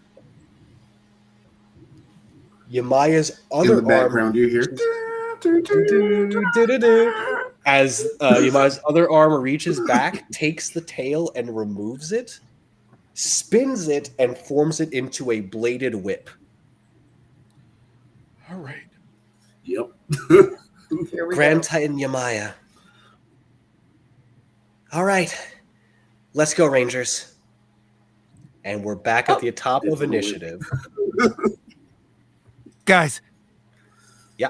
This is more phenomenal.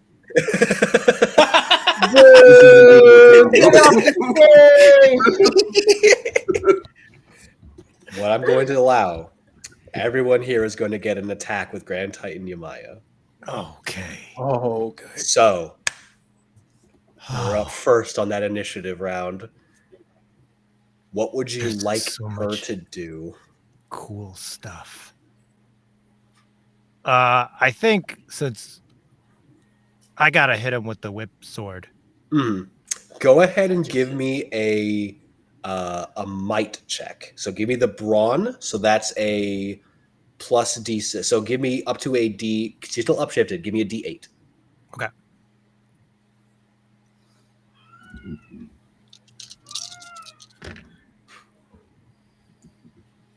All right. I got a 15. With my highest being a 6, and then a crit on the 1 and 2, or is that not it? That works. As you wrap the whip around the body of Virgil and pull, there is like almost a give before the Zord smiles, plants the heel into the ground, and pulls upwards, sending Virgil into the air. Next attack. Sorry, going through initiative. Should be Davi. Yeah, Davi. Oh. I mean, if he's up in the air, you know, and I'm gonna go ahead and hit that focus blast. Go ahead and roll for me. As he's coming down. Roll me a targeting, which is going to be a D8. Actually, no. Okay. Give me a D10 for the targeting on this one. You can't block. Okay. So. Oh, this is good. So that's a 14, a 5, a 1, a 1, and a 2. The crown glows as you see a prismatic blast of various colors form and create this prismatic cage around Virgil as he's falling. Each of the points of the cage firing a beam into him as he's still falling. Cleo. Yeah, well, since he's still falling, let's do a ranged attack. Give me the targeting, which is going to be another D10. I'm going to say something special as you're doing that because it's a ranged attack, and it's not going to be the focus blast. All right.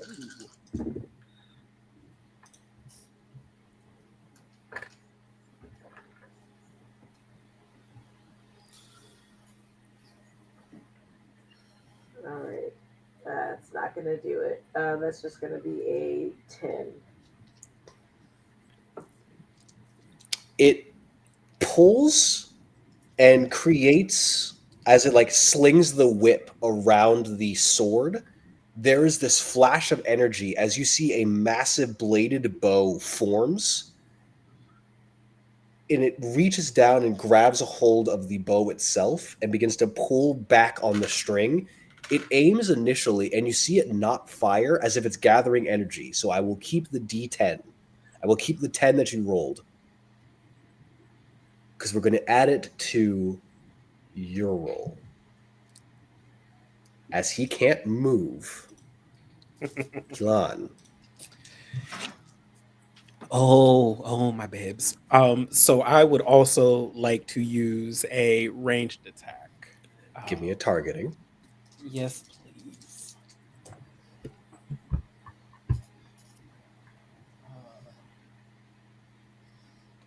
I owe Whitney money. More money because woof. That's a 13, but a 6 on the 6. The bow is pulled back further as she looks towards where Virgil is. places 2 fingers down as you see from her smile this droplet of prismatic power that forms into the arrow.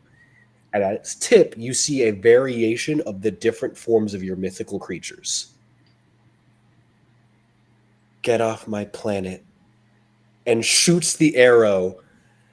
How would you like to do this? Hey. Oh, this One is round, baby. This is an all of us thing. So how would you everybody has led up to this. Go for it, y'all. I ain't got a dog in this fight. This is y'all's. What do you mean? It's because I want So cause it's an alley-oop. So after I've let off the arrow, my Enkidu, like one of his attacks is that he comes in with like his ferocious claws and shreds at Virgil.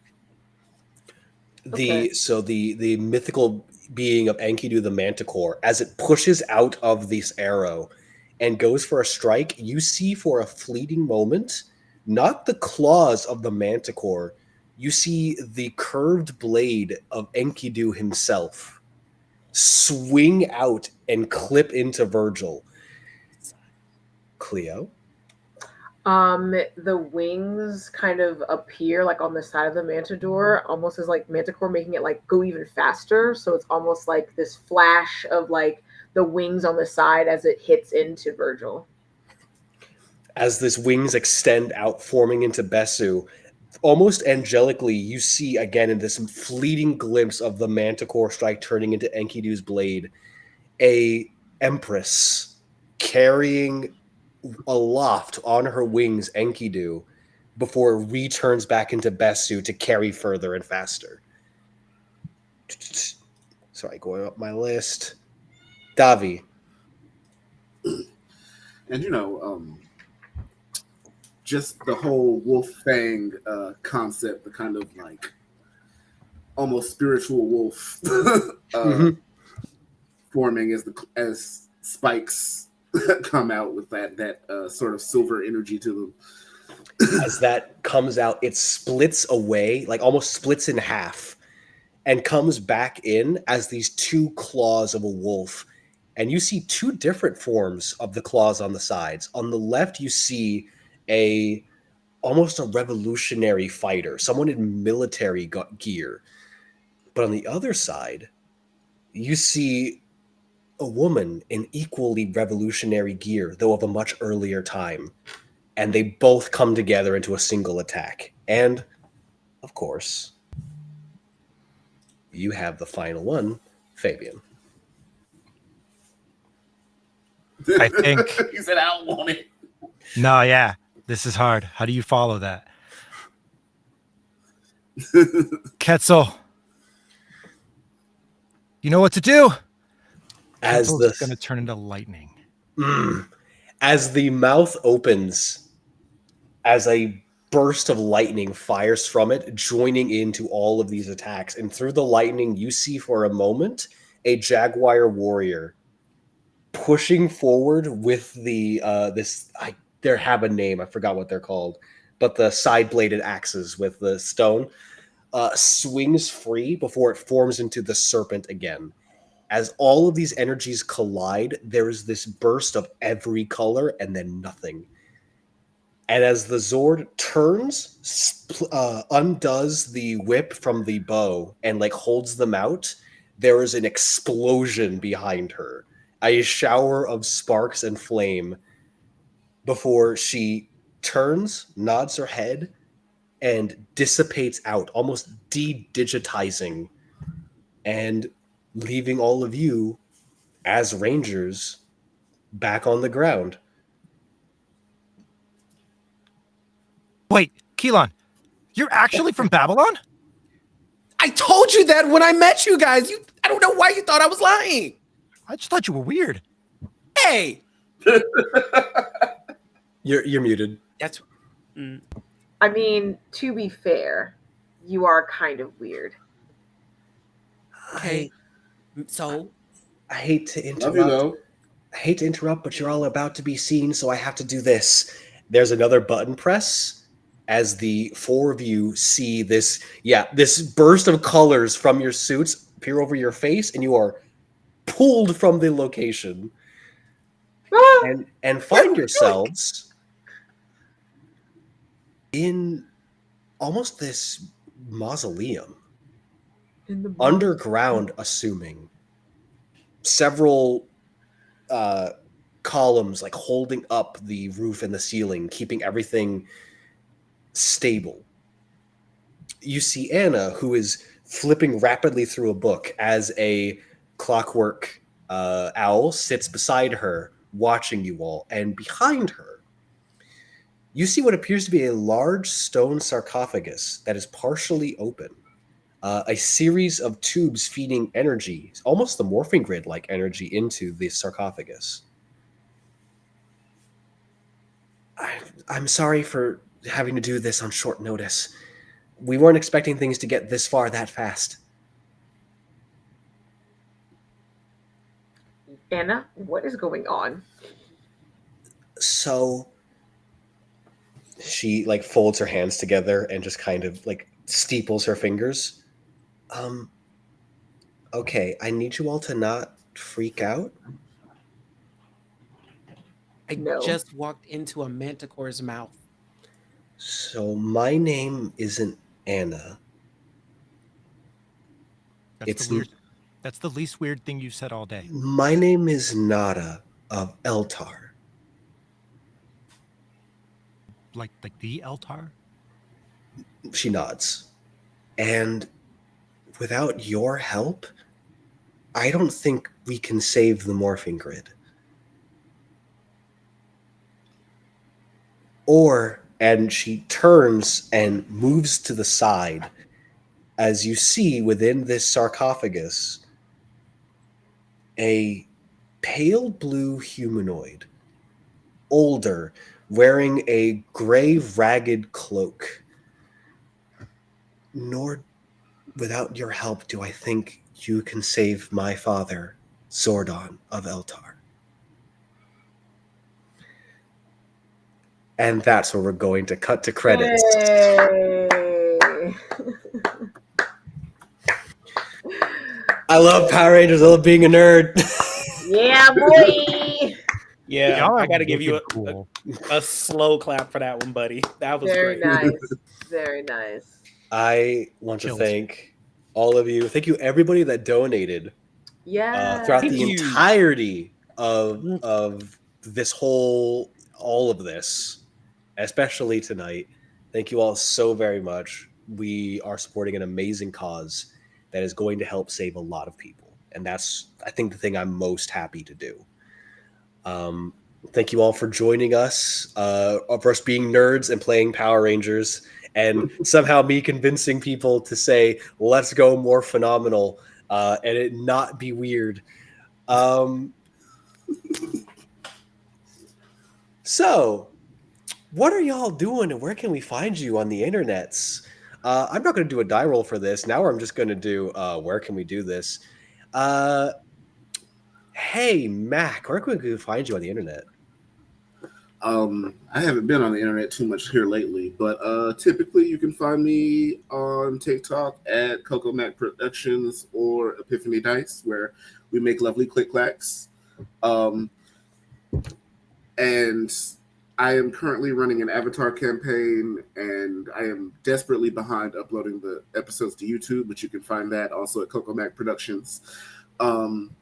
And yeah, pretty soon I might be starting a either Spider-Verse or solo leveling themed campaign for which I'll be looking for players. So, be on the lookout for that. Izzy. You hit me up for that solo leveling campaign?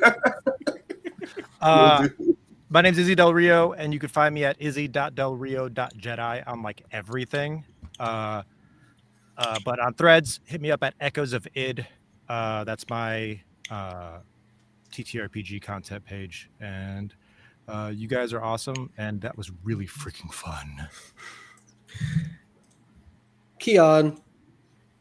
Hello, everybody. I am Keon. I go by BruthaQueon across all of the internets. That is BruthaQueon. And I had such a blast this go around. This has fed my nerd heart so much. But if you enjoyed anything that I brought to the table today, you can catch me when I'm in the GM seat over on Batty Bards for World Replica, where you can also watch Mac be one of my players, where I get to terrorize him and do all of the fun shit. It's great. I also have a Digimon campaign that is coming out very soon, and I'm very excited about that. Thank you for everybody who has been a part of that. And you'll be able to catch Coco over on the Digimon exactly, game. So, yeah. So yeah, outside of that, again, I am a voice actor, TTRPG performer, graphic designer, anything in the creative space, you can catch me doing it. So yeah, if you like to roll bones, have fun, I'm your guy. It's me. Oh, we had another $10 dodo. Let's go. Leopardus. Hello. I am a Dark Leopardess. You can find that on all the things. I am mostly on TikTok, where I make my Tiki Talks. I'm also on Instagram. I'm on Threads. I'm on Blue Sky. I will be slowly making my way to Twitch, so keep your eyes and ears open for that. I am doing campaigns, but it's mostly private, just trying to get all my ducks in a row before I actually open it up to the public. So keep your eyes and ears open for that. It'll be mostly one-shots and minis that I'll be doing.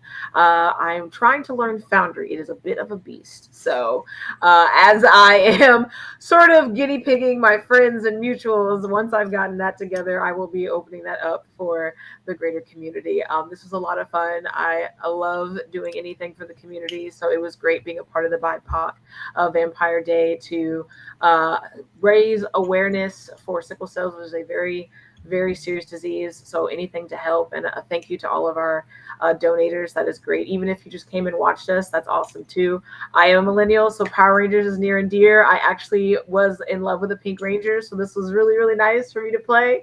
It was a great time. These gentlemen have been a lot of fun to play with. So if you ever get the opportunity to follow them or to be in their communities, I highly recommend it. Thank you so much for having me, and I hopefully will see you guys on the internets. Hey. And then it's me, Jhevaunte. I'm your DM, your resident TTRPG goblin. Don't do that. No. Hi, I do stuff on Thursdays. Because there's not enough TTRPG content on Thursday nights, apparently. I run Set Sail, a One Piece 5e actual play adventure. We just hit the Sky Islands. I'm so happy. It's going great. I haven't tortured my party at all fighting a Marine Admiral named St. Joan.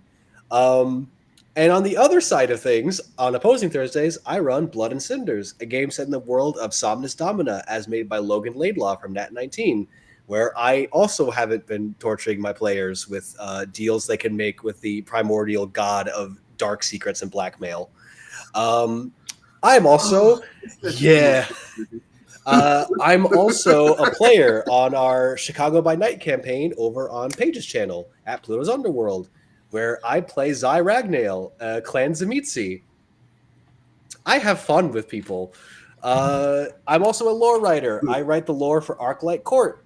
Specifically speaking, I'm currently doing the lore for Immortal Arena. If you like fighting games, specifically Mortal Kombat, do you want to play as a legally distinct Shokan or a legally distinct reptile? Hi, I'm writing the lore for all of that. Also, I am now recognized officially as a writer for the Black Library of Games Workshop.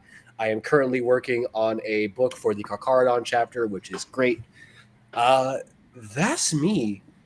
I do a lot of stuff on the stupid internet. You can find out other things I do on Twitter. Sadly, that's still where I'm the most predominant. Other than that, thank you all so very much for watching, joining, donating, having a time of your life. Thank you for joining BIPOC VampDay, and I love you all. Have a good night.